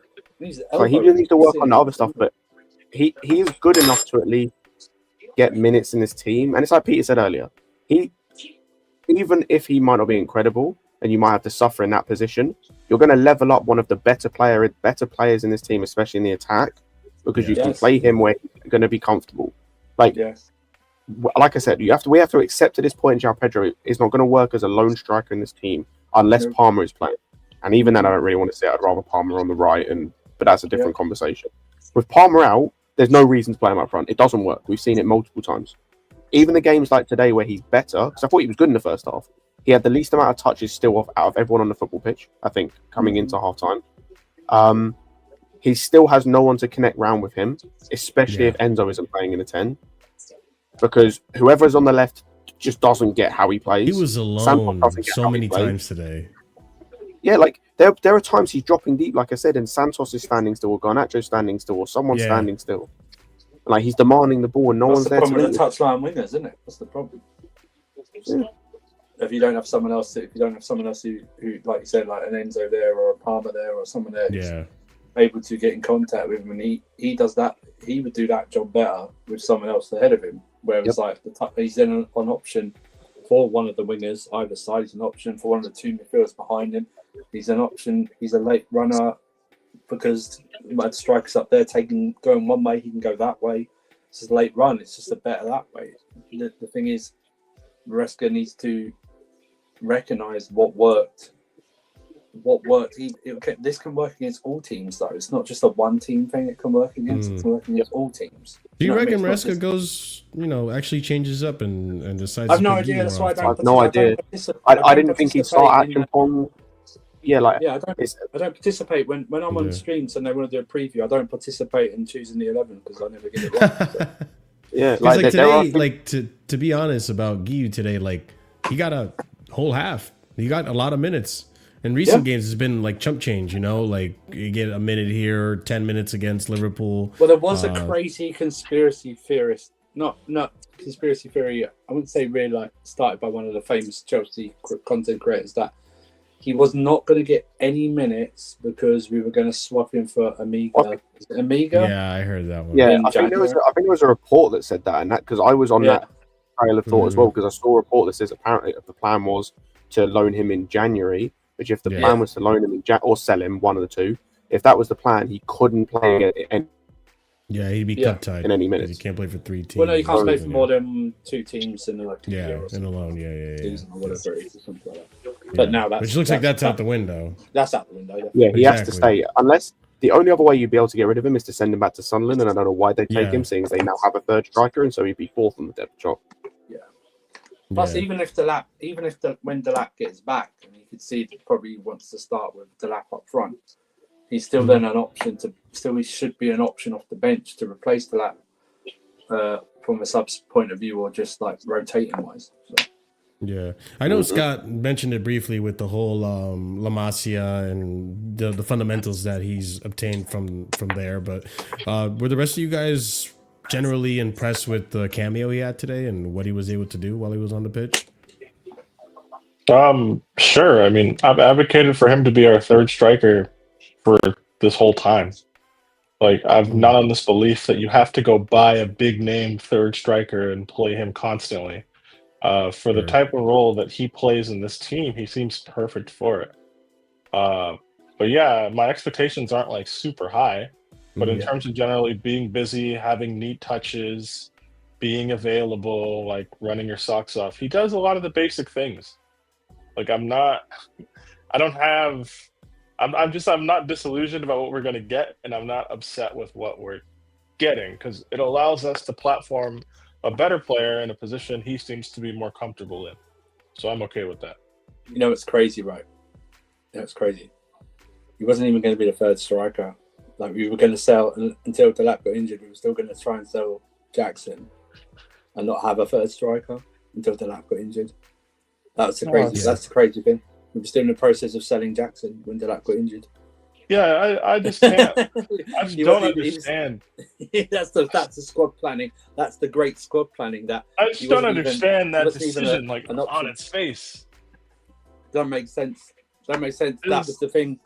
That was the thing. We were okay. Well, now I remember when Delap got injured. Okay, well, who are we gonna bring in? And I immediately thought they were just going to bring back Greek, because there's no way they're going to spend like 20 million or something on the third striker when they could just bring someone back. But the problem is that they didn't. Before Delap, like I said, before Delap got injured, it never even crossed anyone's mind that we would be going into a season with just João Pedro and Delap, and maybe they thought, oh, Tyreek George, for some reason, because remember he started playing Tyreek George a few times at the number 9 and something like that. But it's like, nah, he should have always been like, especially if Maresca wanted what we thought he wanted to do, and he was starting to do was play João Pedro and Delap, like stuff like that. He should have been an option to begin with, because we could have just said, yeah, okay, you're not going to start every game, but you're going to get more minutes, even probably more minutes at Sunderland, but then at Sunderland, possibly here, because of the way we're going to play both of them. But it's just madness. That it's just the whole thing that he wasn't even going to be selected or even thought about like that. So. Yeah, that's such a strange situation, and I can't wrap my head around what the thinking was. Because even, like Surfer just mentioned it, even when you did have Guiu as an option, Maresca was choosing Tyreek George in the striker position over him. And it's just like, why? Like, it's like what Pete was alluding to, like, right? Like, I think what we saw today was like, this is what happens when you actually play a striker in a striker role. Like, they do things that strikers do, and that's what you get today. Guiu is a striker. Play Guiu in the striker. Put João Pedro in the 10. What are you gonna say, Scott? I would say that whole George thing was like what gave credence to the idea of, oh, he's not going to play any more minutes now till thingy, because like, if you've got a winger playing striker over an actual striker, that tells you that he's not going to play any more minutes. Like, obviously, I was wrong and we were wrong. Everyone thought that, but like, it just made no sense. Like, absolutely no sense. Maybe Maresca wasn't lying there because Maresca came out and said he needs to learn or some. Yeah, I remember he mentioned that. Maybe he just was like, maybe he was right, just getting him in and stuff like that. Maresca just has these weird. He has these weird preferences for random players in random positions. He's just a weird guy, dude. Weirdness. He has too many of these for me to like rationalize all of them. Yeah. I think it's he's just a little bit insane. But like, I think he wants. You know what I'm starting to think? I think he wants, like, in 5 years' time, people to go, oh, that's when Maresca started to do that. Do you know what I mean? Like that. Yeah, like that's what Maresca it's so strange because like we have with the inverted with the inverted fullbacks, it really, I'm not sure it really does, but like in this country, it's really was brought in by Pep, and then everyone started to do that essentially. Do you know what I mean? Like stuff like that. It's like, oh, he's now doing this and this and that, you know. Yeah, it's so strange to me because Guiu was a backup striker last season. And yes, it was like conference league and stuff, so it wasn't like the highest level, but he at least has experience like training with the team and playing in matches with some of these players. So I would assume that he would be the third striker option because Jackson was obviously not going to be third striker. You don't go from being starting striker to third string. Like he's also a physical unit as well. He's more physical than he gets credit for. Yeah, no, but I mean, even built wise, I thought he was more like a pipe cleaner version of a striker. He was, but he's actually hench. know what I mean? In some, he's like, and yeah. Like So I said, he likes the physical game because he likes to throw a bit of a dirty elbow and like that, you know, drag someone down. That's what I like. But yeah, I'm not against the idea of using him as a striker. If you want to stay away from having João Pedro as a 9 forever, like, I guess that would be weird. Yeah. I don't know how you would platform. Then that would mean we'd have 3 players occupying the right side with Palmer, Estevao, and Neto that are better than anybody who plays on the left. Pete, we're talking about the sporting directors and the team they've planned. We've got 2 left wingers, neither of whom should start because they both suck. Both our right wingers currently should be playing. We rocked up. Actually, this isn't necessarily on them. We rocked up to a game today with all 3 of our right backs playing. That's true. We did. That's true. That did happen. Yeah, I don't know, man. We're a funny team. We've got our right back playing centre mid because our backup number 10 isn't trusted by our manager because he's on loan with no buy option. See, this is the thing. There's a comment that says Gusto's not a midfielder. His first time playing with Labia. Like, yes, he was bad. Yeah, guys, if he's gonna play in that position, you're going to be held to the standards of playing in that position. But also, do you know what annoys me about comments like this? And I keep reiterating this, and I've said this a million times, and I'll keep saying it a million times. This is all well and good. The inverting thing, him not being able to, is all well and good. None of that means he can't defend, means he can't press properly, means he can't play a 5-yard pass, means he can't take basic tactical instructions. These are things I expect any player, wherever they play, to be able to do. The basics, the very basics of football here, he can't do. He can't do when he plays right back. He can't do when he plays right wing. He can't do when he plays midfield. Maybe he just can't do them. Yeah. It's time is going to tell. I don't think Gusto's future at Chelsea is looking very bright anymore. I do think in the summer, because of this whole FFP situation we're in, I do think he's going to be on that chopping block of players to sell to make money for sale or for acquisitions. I do think it's done with Gusto. Hey man, he can get ready to learn Monaco, buddy. He might as well. Yeah, no, I agree. It depends on how much you get for him ultimately at the end of the day with Gusto. I think we can get a decent amount for him. Someone will pay for him. Someone will pay. Someone will remember that Pochettino season and be like, "That's a really given good his age. right back." Given his age, his French and he's young. Someone will pay for him. Bayern were linked to Gusto in the summer, no? I don't know. I don't remember. Trying to get him to pay 80 million. There was links to Bayern with Gusto because I remember talking about it with Zier and Liam. There was links to Gusto. By the way, either in the summer or the back end of last season, because I remember them, because I remember speaking on it. Another thing I want to touch on in today's game is what do we think about Lettergate? What was on this note? What do you guys think was on this note? Why? Sorry, Marshall. Why is it a gate first? Why is it a gate first? I saw it somewhere. Someone said note gate or letter gate. Everyone's trying to figure out what was on this note. You guys know this is a decently common thing, right? I know. I don't know why it was made such a big fuss. Why is ESPN UK doing this? I know. I think because the match was so boring, they probably need content, and it drives traction. Yeah, I guess. I think it's very simple. Either that was to put your Nando's order down for after the game. Or, like I said, that was tell Gusto in as many languages that you know that he's shit. Like that. Or what was giving me anxiety is how long Caicedo was holding it for. Pete and I said, bro, Caicedo in English is not a native language. That's it. What language are you writing this note in? I think it was more like pictures to just tell Gusto to get sent off for 90 minutes. The bets are in.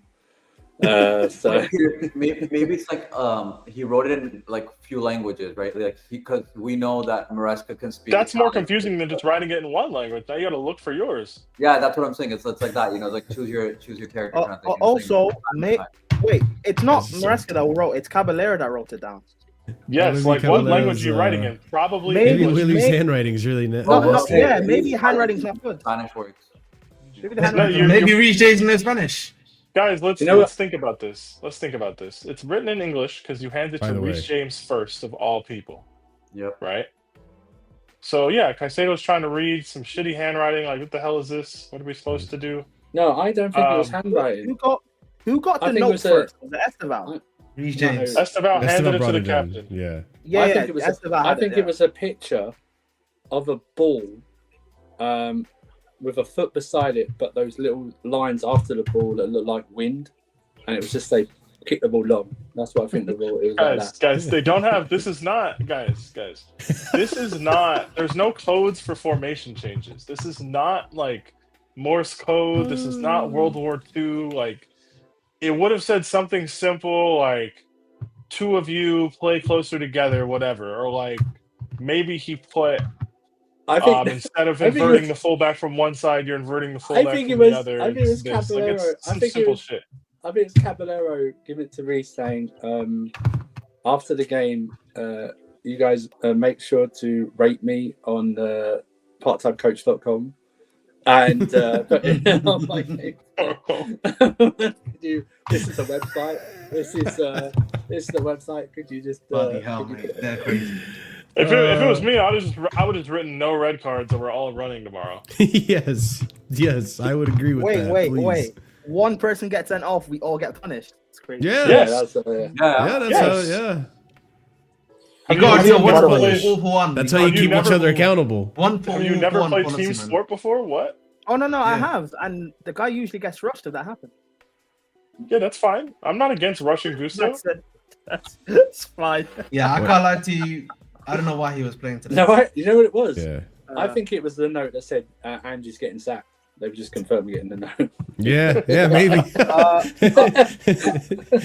was Marinakis that passed the note. Just a confirmation. I was just to let you know Ange's getting sacked. Yeah. By the way, speaking on that note. Sorry, what was the score when the note came out? It was 2-0.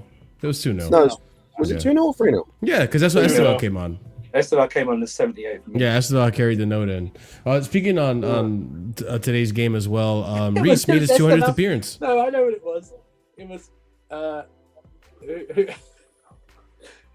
who can babysit Esteval on a Saturday night? That's what they're trying to figure out who to pass the note to. I don't want to do it. This is my gamer tag for man. Esteval went to Reece and said, "Mom says you have to take me with you." Reece had his 200th appearance for Chelsea today, by the way, ladies and gents. 1 goal, 1 assist, 1 successful dribble, 1 successful block, a clearance, interception, 5 recoveries, 4 out of 6 duels won, 0 fouls committed. Best right back in the world. I mean, he's not really playing right back at the moment, but he's still. He's still the best. Not playing a traditional up and down right back. That's the difference. Yeah, people want to compare him to Timber. I think Timber's having a good season, but he's not doing. He can't do half the things that Reece can. I still think he's getting forward like a lot. It's just nowhere near as much. It's more calculated rather than like when he was at wing back. He's literally just it's an suicide sprint almost.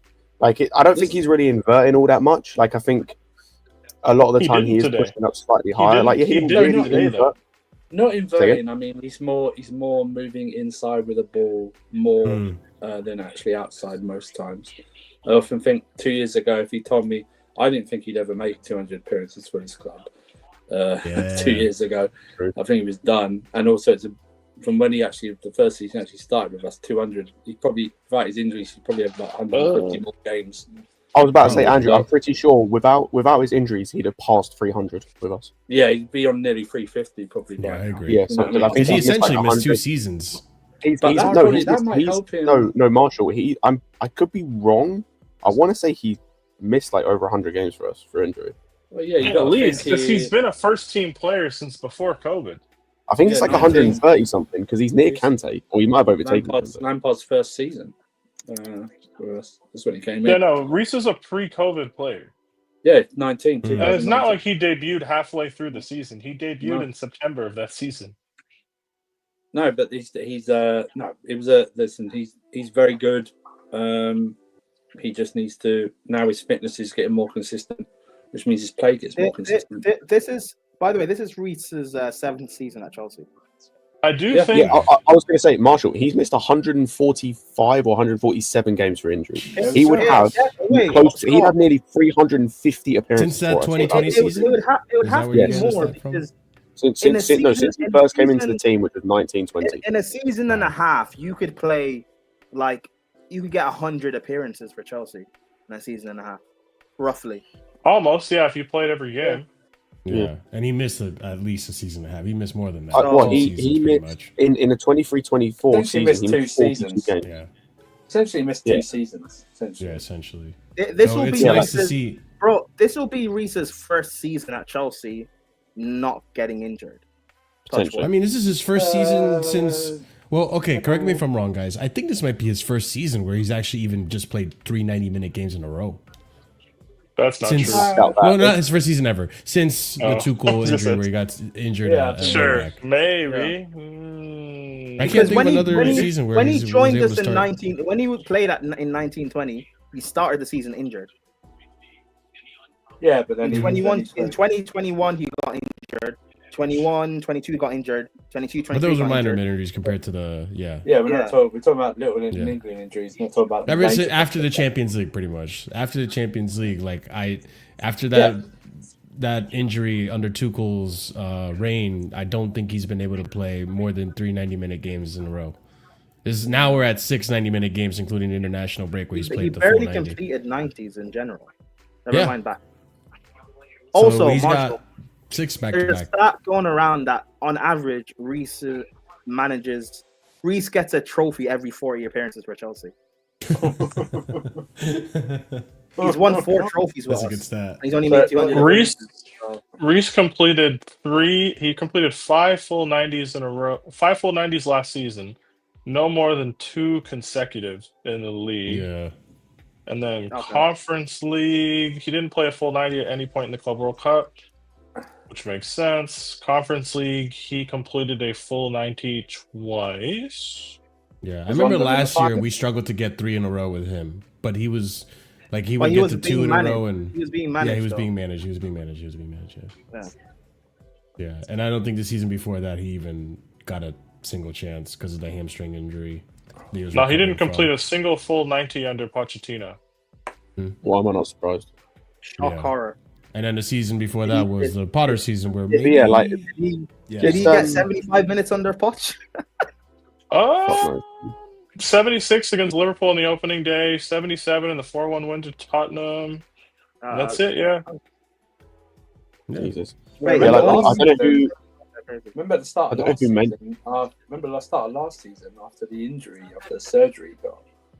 In defense of Greece. He didn't got injured. He got injured in the he had the suspension from the season before, but that was covering the fact that he was injured. The Potter season, the Potter, Lampard, Tuchel season in the UCL, in defense of Reece, that season in the Champions League, of his 8 appearances, 7 of them were full 90s. I know, those aren't consecutive games happening.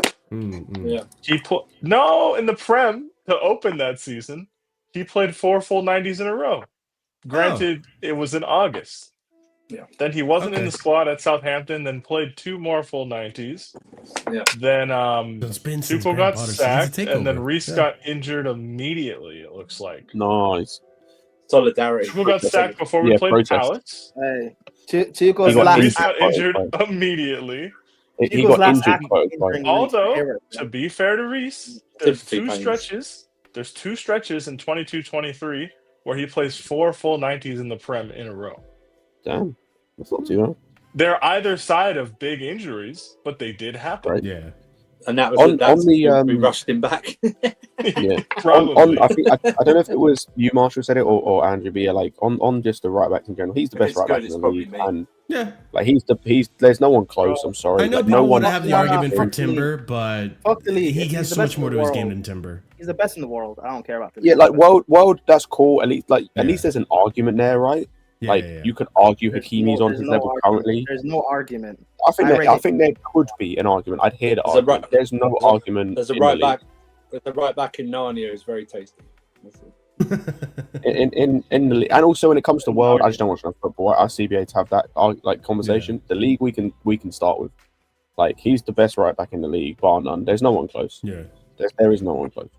Yeah. No one can do the things he does on a very consistent basis. You can't. There's not a single right back that can. You can't find a single right back currently that defends, crossing attack, ability, the shooting ability, crossing ability, defensive ability, 1v1, marshalling of a back line when it comes to leadership stuff. If you want to take that into it, crossing, like I said, shooting, like everything. Yeah, everything. Hey, don't worry. ACHEAMPONG will be there, man. Don't worry, we'll be there. I think Timber's very good. I think Timber's very good defensively, and he does go up, but he doesn't add anything attacking wise in terms of like crossing the ball in or stuff like that. But he's very good defensively. But Reece, like you said, there's just an X factor in Reece that he can do something different. Exactly. You know what I mean, like even look at last season when that free kick against Bournemouth, that last minute equaliser. Like Timber's not doing that. No other right back is doing that. Exactly. Do you know what I mean? Timber's not going to score your free kick the way we see Reece score your free kick. That cross that Cucurella scored against Man United. Do you know what I mean? Timber's not giving you that. You guys, that's what I mean. You guys wouldn't play Reece on Wednesday, right?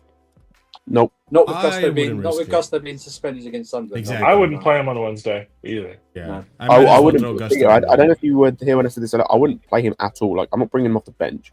You do not need Reece to be this Ajax team. They just lost. They just held 4 to Marseille. Like you punish Gusto. You punish Gusto by making him you punish us by making him play. I would rather deal with like an ACHEAMPONG right back or Chalobah right back, like hilarious last 10 minutes, than have to drag Reece off the bench because the League Cup tie, you would assume he's not going to play because that would be silly. Yeah, so he'd be able to play. Days later. Yeah, played 90 today. He'll be able to play 90 next week against Sunderland. He'll be able to play 90 against Spurs the week after. Then we have that. Trip to Karabag, right? Yeah, I think so. Yeah. Ooh, do I play Reece in that? I don't. I think the game after that's Burnley. The game after that is Wolves, and then Burnley's after. Oh, is it Wolves? Sorry, it's Wolves. Sorry. Yeah, so after the break, we play Burnley, also early kickoff, which is insane. Is that away? Yes, Burnley away, 4:30 a.m. kickoff for me. Insanity. I don't know how we've got roped with 2 of these in a row coming out of the break, but it's disgusting. It's absolutely disgusting. Because wasn't the last one we also came back from international? No, Brentford was like 8 p.m. UK time. Yeah, it's 8 p.m. Okay. Right, that wasn't as bad, though. But yeah, I don't know. I get the point of Reece like showing he's able to maintain fitness. I understand it. I would be all down to play Reece if we were playing like Atalanta or Barca or somebody in the Champions League. Of course. But considering these next 2 opponents and considering the opportunity to get some of these guys to rest, I just think you have to take it. Like if Enzo's not 100% on Wednesday, I think you just deal with it. And we've also seen that they're very careful with Reece now. They know when to play him and not to play him. I mean, they're very good. That's why he's been. It seems very deliberate. Right. Yeah, that's what I mean. They've been very. They know how to play him. That's why he's been. That's why he's been very consistent in his appearances for the last year. I also think you got to give credit to Reece himself. I think he. I think in times like this, he needs to be honest about what he can and can't do, and what he shouldn't do. Especially considering this is a World Cup year, right? Like he missed out on the last World Cup. We remember that. He was devastated by that. Opted to not get a surgery because of a chance to get into that World Cup for England, and it didn't happen. He was crushed by that. I'm sure his big motivator is that World Cup this season. It's a realization, though, right? Because everyone goes, "Oh, I hate this argument with, oh yeah, he just needs to change his body." And it's like, what the fuck are you talking about? This is DNA. Do you know what I mean? It's like that's how he's built. That's how his family's built. All right, you ask him to literally change his skeleton. He looks like he's lost as much weight as he could. Like exactly. Yeah. I mean, he's leaned out a lot. He was a lot more. He's the leanest he can be, which means then they've had to go back to the drawing board and change his style of play. Like he can't be what he was when he first started. He's up and down all the time. He simply his body cannot do that. Well, you don't see like overlapping fullbacks. He doesn't do that. Yeah. His frame. Lasting for many years. Like there's a reason a lot of these guys, when you want to reminisce, are all the general same like 5'7", 5'8", really light frame, can just run. You know, and like that's not Reece. If he somehow got to be that skinny, I don't think he'd be good. Like I don't think he'd be a playable footballer. And also, like part of it is like the depth as well. Like outside of last season, that wasn't a depth issue. That was a terrorism issue. Every other season, he's never. We've had to rush him back or had to play him through injury because we've never had the depth to play him. It was either Loftus-Cheek weirdly or Azpilicueta, who was old, like, or maybe Hudson-Odoi because I guess, or Pulisic because sure. So not just the defensive depth, by the way. Like in attacking areas, we had no quality, bar Reece.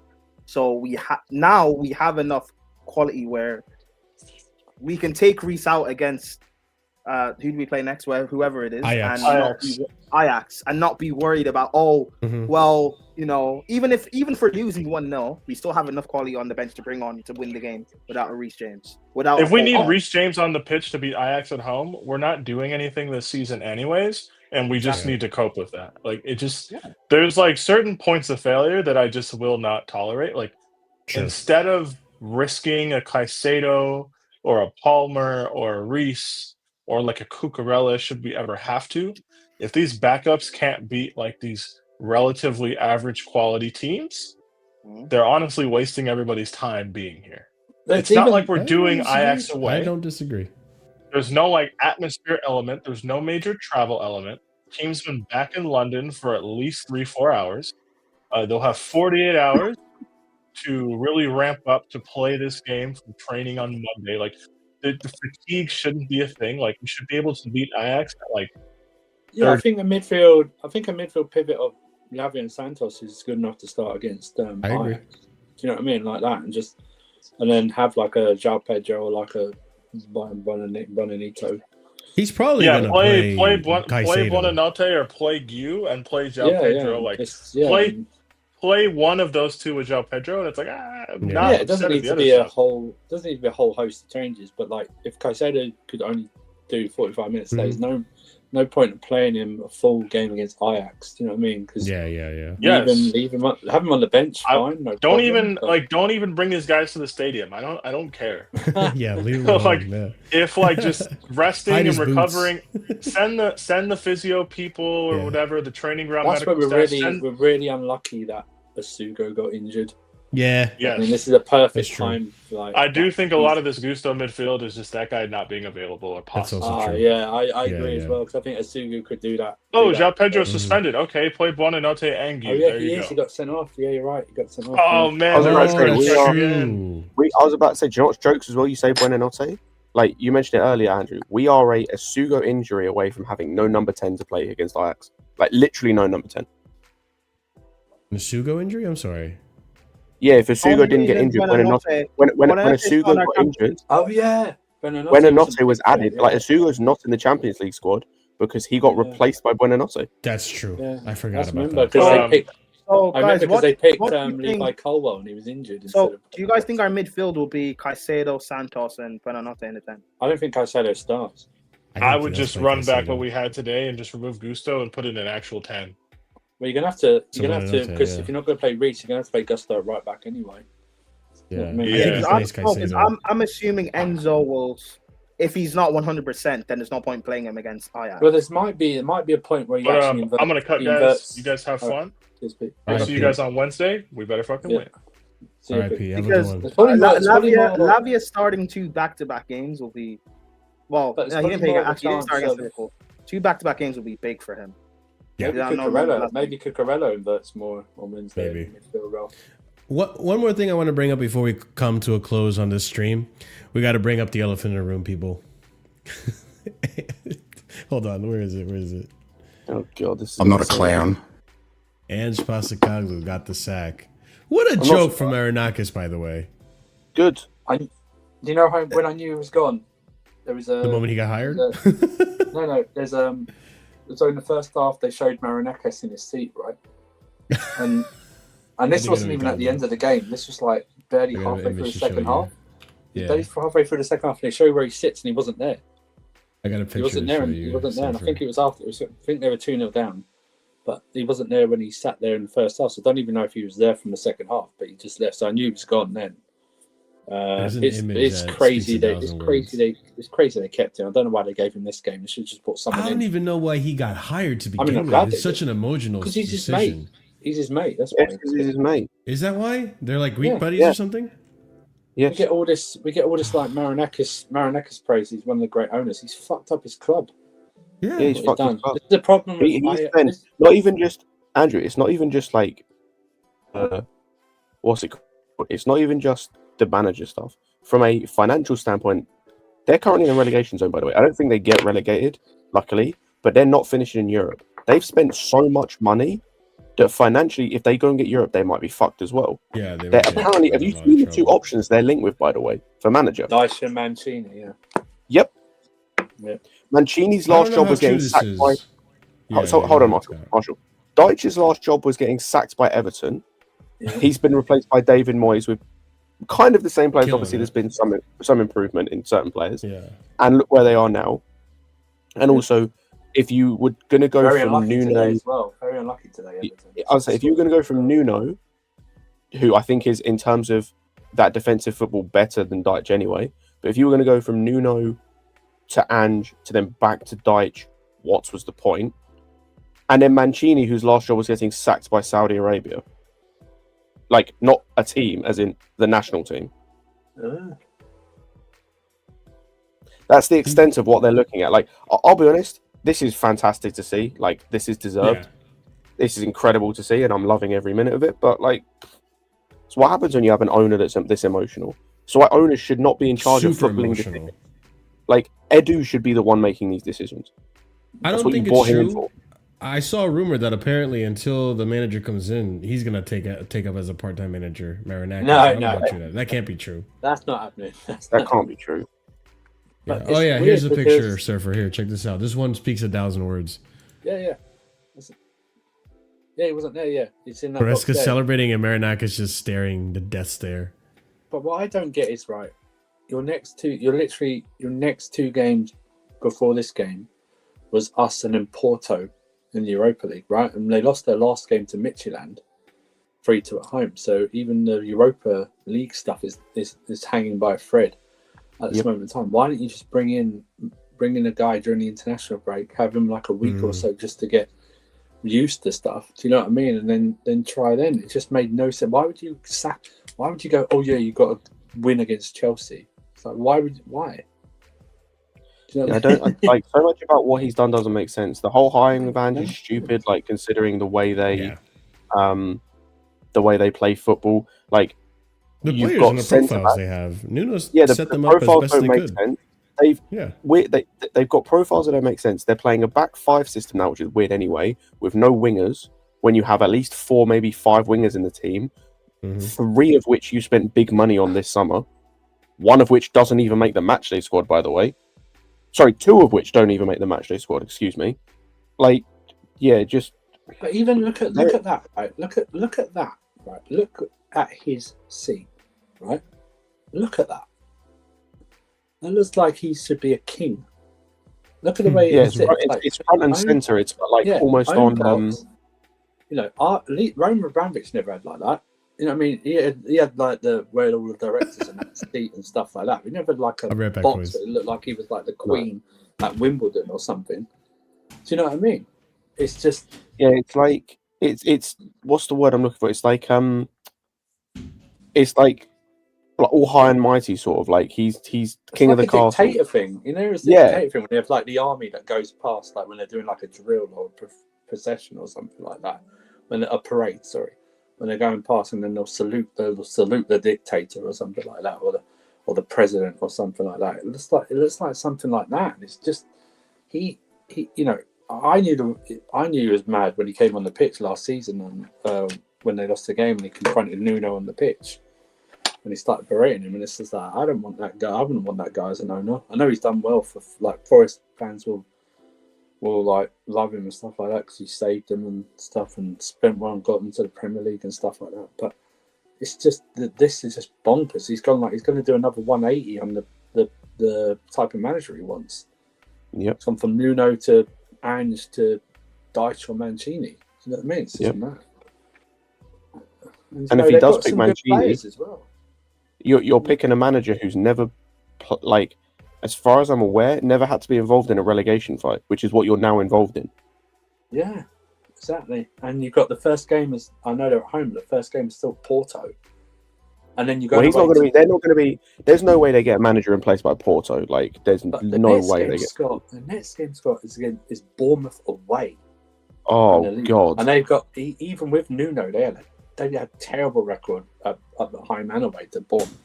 Right, they're lucky in a, not lucky. Lucky is the wrong word, but like, you look at their run up from now till the international break. It's pretty good.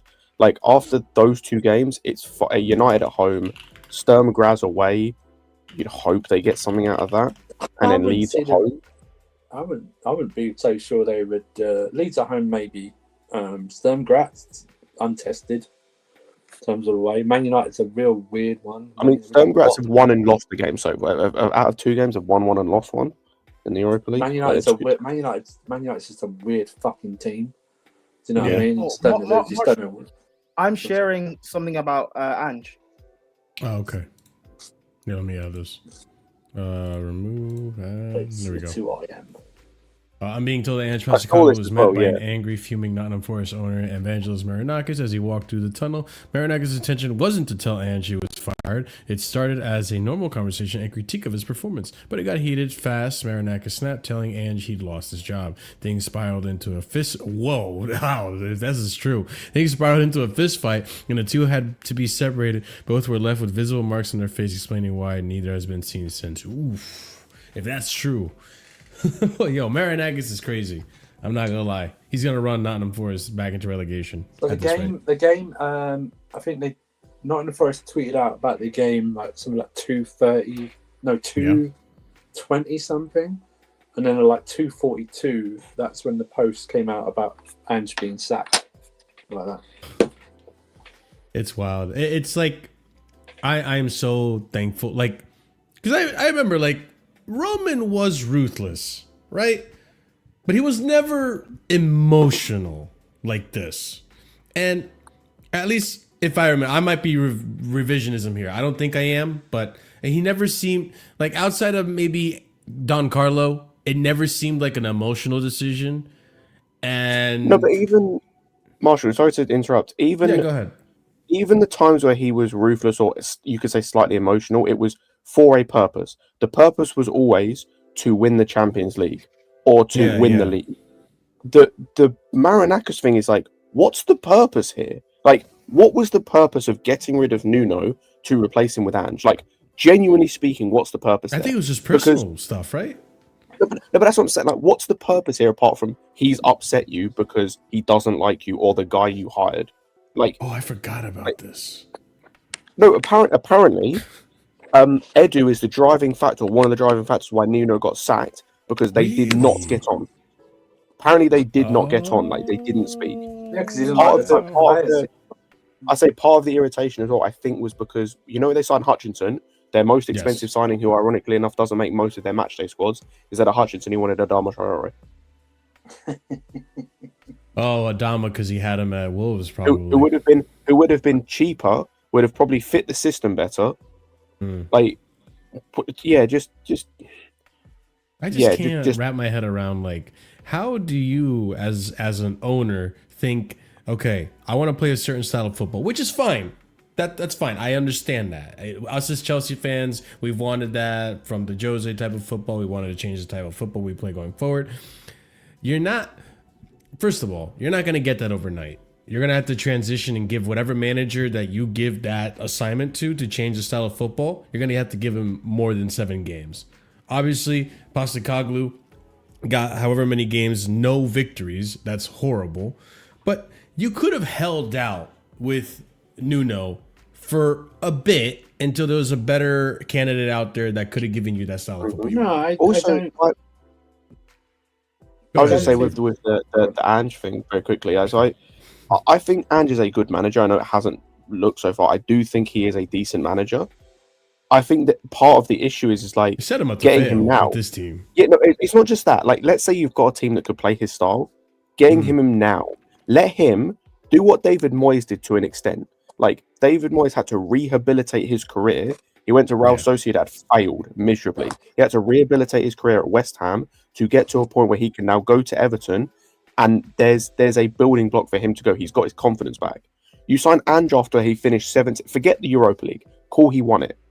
He just finished 17th with one of the big 6 teams. Like, you don't start. You should not be signing a manager off the back of that. Let him go back to a team like a Celtic, do really well there again, and sign him off the back of that, so he's full of confidence and full of these brand new ideas. He looks like he's aged 20 years, by the way, or 10 years since his time at Tottenham.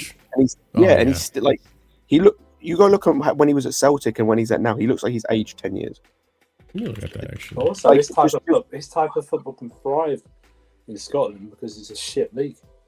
You know what I mean? In terms of like, he'll get away with most, like Celtic will attack, but he'll get away with it because most of the other teams are shit, or Celtic will just outscore them, no matter if they're shit defensively. Whether here, you can't do that. You're gonna get hit in the mouth more times than you will. Oh yeah, he looks like and everything I just said, by the way, rough. By the way, everything I just said in terms of the Ange thing. Look what I just said about the 2 guys they're looking at. They both just come off sackings because they underperformed. Right now they should be looking at guys in jobs who want to make the step up, who are doing well. Like, go and look at you should have got Jose, is who you really should have got, but you fucked that up.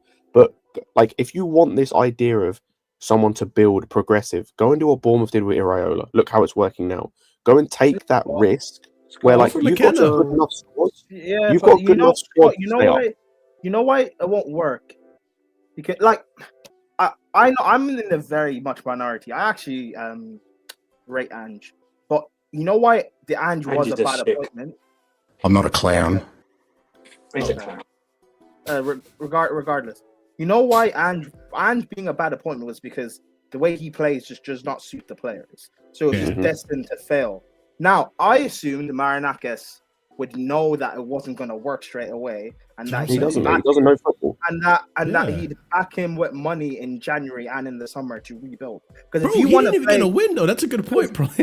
No, because here's the thing: if you want to play this expansive football, that's fine, but you can't bring in a manager that plays attacking football with a negative team and expect him not to be losing games straight away, especially with a manager like Ange that's not going to adapt regardless. 100%. So that's a very bizarre decision. So, like, all Marinakis just needed to drop his pride and wait until January and back him. It's bad for management because that's the guy you wanted, which is fine. I'm not saying that like it's wrong to do that, but you know the team doesn't work. So what now? This is not just Ange's fault. Ange's just trash. Oh no, but that's fine. But I'm just talking about the style, like in terms of the styles of the manager and the squad. It's not. That's why them being linked to what Mancini and I saw a Rafa Benitez link. Those make sense because of the way those managers play suits the players that's currently there. They should go for Marco Silva for them. Yeah, CFC unit said the same thing, and that's the right move in terms of. Why would Marco Silva think? Is that a jump? He's in the last year of his contract. I was going to say, I'd say it's a jump from a perspective of. I'd say it's a jump. I'd say it's a jump in the perspective of he might get more money, and they're in Europe. So, like, you could say that. Also, Scott, why did you say Jose? You said you made a big speech about how getting managers who just got sacked. Jose got sacked. Oh yeah, no, true. But I think with Jose, it's a little bit different in terms of like, if you look at what they had in terms of, because again, that would have made sense in terms of what are you building towards. Okay, you're maybe building towards trying to win a trophy, not necessarily like league or anything, but you're trying to win one of the cups domestically. You're trying to push to win the Europa League because I'll be honest, I don't see how they win the Europa League at the moment. Me neither. That's what I'm saying. Like, you bring Jose in to create that kind of mentality within the team, and to like try and win the Europa League. So like it builds towards something. And at least with Jose, he's Nuno Super Saiyan. Like he's the improved version of that system. Like he's almost like Godfather. Exactly. I do believe Marinakis does have the best interest of Forest at heart. I do believe he does. However, he puts his money where his mouth is. However, this is why when rival fans were criticizing, particularly like the early part of Roman, of just the sacking and stuff of managers and stuff, and the merry-go-round Chelsea had of managers, it's like it's all well and good to sack a manager if you're not going to back him or you're falling out with him. So that's why the Nuno sacking, I'm not really against per se, even though I personally don't think he should have been sacked, but I get why. Yeah. But the reason why the sacking looks bad is because you fuck up with the next guy. If they had got, say, Jose and it was working, no one's complaining about Nuno getting sacked. So it's the next guy that has to work. It's like you, and I get it. Like I go back to what I was saying, right? Like, yeah, sure, you want to play a certain style of football, but understand that the style that you have right now is giving you the closest thing you've gotten to success in ages. So build off of that. You know, like I don't even mind like a Dyche type, right? Like you could have gotten Sean Dyche right after you sacked Nuno. At least that's a more similar profile than having someone who is all attacking football like a Postecoglou. And I agree. I think it is a downgrade. Jose would have been a great fit because not only do you have like that style of players and defensive, style of play, Marinakis is also willing to spend money. Oh yeah, he'll be back. Why not sack Nuno in the summer and let the new guy get the window to spend the money? Like this is just a fuck up on a fuck. Like if you fall out with him, that's fine. Sack him as soon as the season ends because you were screaming at him last season after a few games. The last few games of the season. You didn't want to sack him. You didn't want to sack him. And then go get your Ange, and then let Ange build this attacking team with the money. Because he didn't want to sack. He didn't want to sack Nuno. He didn't want to sack him.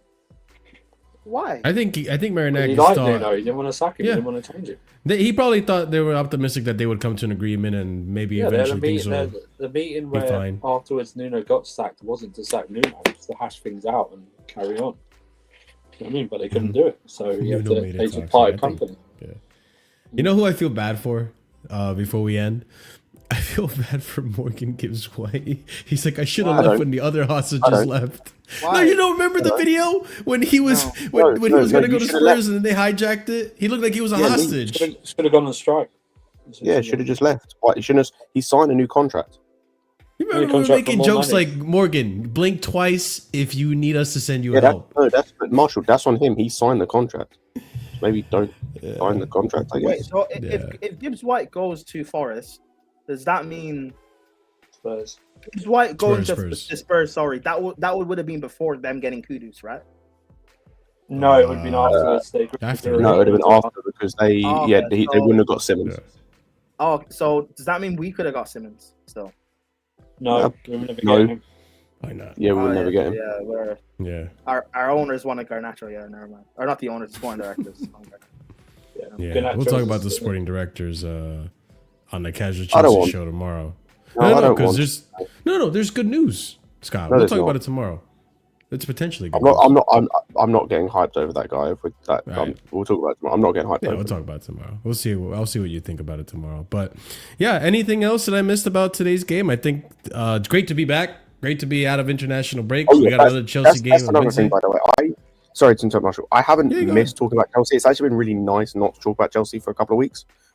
Weirdly, but I'm now glad. It was nice watching the game today. As frustrating as it was in the first half, it was good watching it. It felt good watching football again. I didn't stream for a week. I took an international break myself, and it felt quite nice. Yeah, I went outside. I touched grass. I played with butterflies. Speaking of that's not Chelsea international break and drama, sure. Are we not going to talk about Sancho? No. Oh my god. He's not our player. Oh, okay, cool. Not our players, so that's not our business. It wasn't. He's not involved in anything today. Yeah, get your shit together, Sancho. Well, he plays today, which is Sunday, so. No, I mean in terms of us playing. He's not playing today. Let's be real. Yeah, sure. Yeah, then Maybach is gonna start cussing him again. Let's go. Slander, man. Love it. All right. Well, tomorrow we'll be back, ladies and gentlemen, with a Casually Chelsea show. Obviously, international break, we took a week, but there's a few things that happened during international break. I'll bring it up tomorrow. We'll talk here and there. It was not much. It was a very slow and very dry international week in terms of Chelsea news. I got another one in a few weeks. Jesus. Next season, when it'll be less windows, but but longer weeks. Yeah, at least next year with the longer weeks, they'll be actually because a lot of the qualifiers right now, it's like these teams are already qualified. They're friendlies now at this point. Perfect solution is this very similar. It shortens the season as well. Like they move these international breaks. That means the season ends like mid-April, and then you just have the international breaks then, and the players get even a longer rest between seasons when it's not tournaments. I don't disagree. That's what I was thinking. You can do it all. Do all the games in like 4 weeks. Yeah, exactly. You do little. You can even do the qualifiers split in 2 seasons. So over the span of 4 years, there's 2 seasons, kind of like that. Or you could just do them in like a tournament style. Yeah, like that's what I'm saying. There's solutions, but use 7 or 8 games for a tournament over a 4-week span. So why can't you just do it for the qualifiers? Exactly.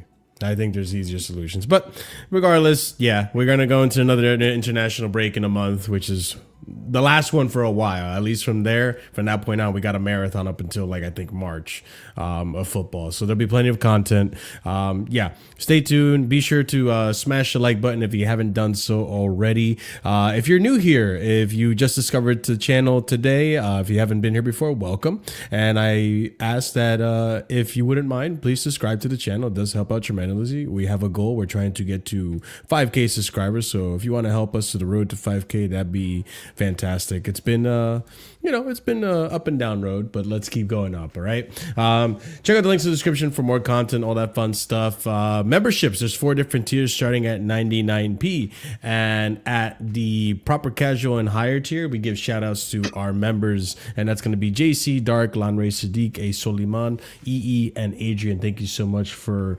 your your charitability in the memberships there, and also to everyone else who's a member. I will be updating a lot of member perks and all that stuff going forward as we get into the season. But be sure to support in any way you can, even if it's not membership. Smashing that like, subscribing, all that stuff helps. We're gonna raid out to Sarcasm City, so be sure to let Flawless know where you're coming from. Copy and paste that red message. Let them know that they are being rated by Casually FC. And we'll see you guys again tomorrow. Big up to Chelsea. 3 points. Here we go. Let's go ahead and keep it coming. All right. Have a good night. Until next time, stay casual. Peace.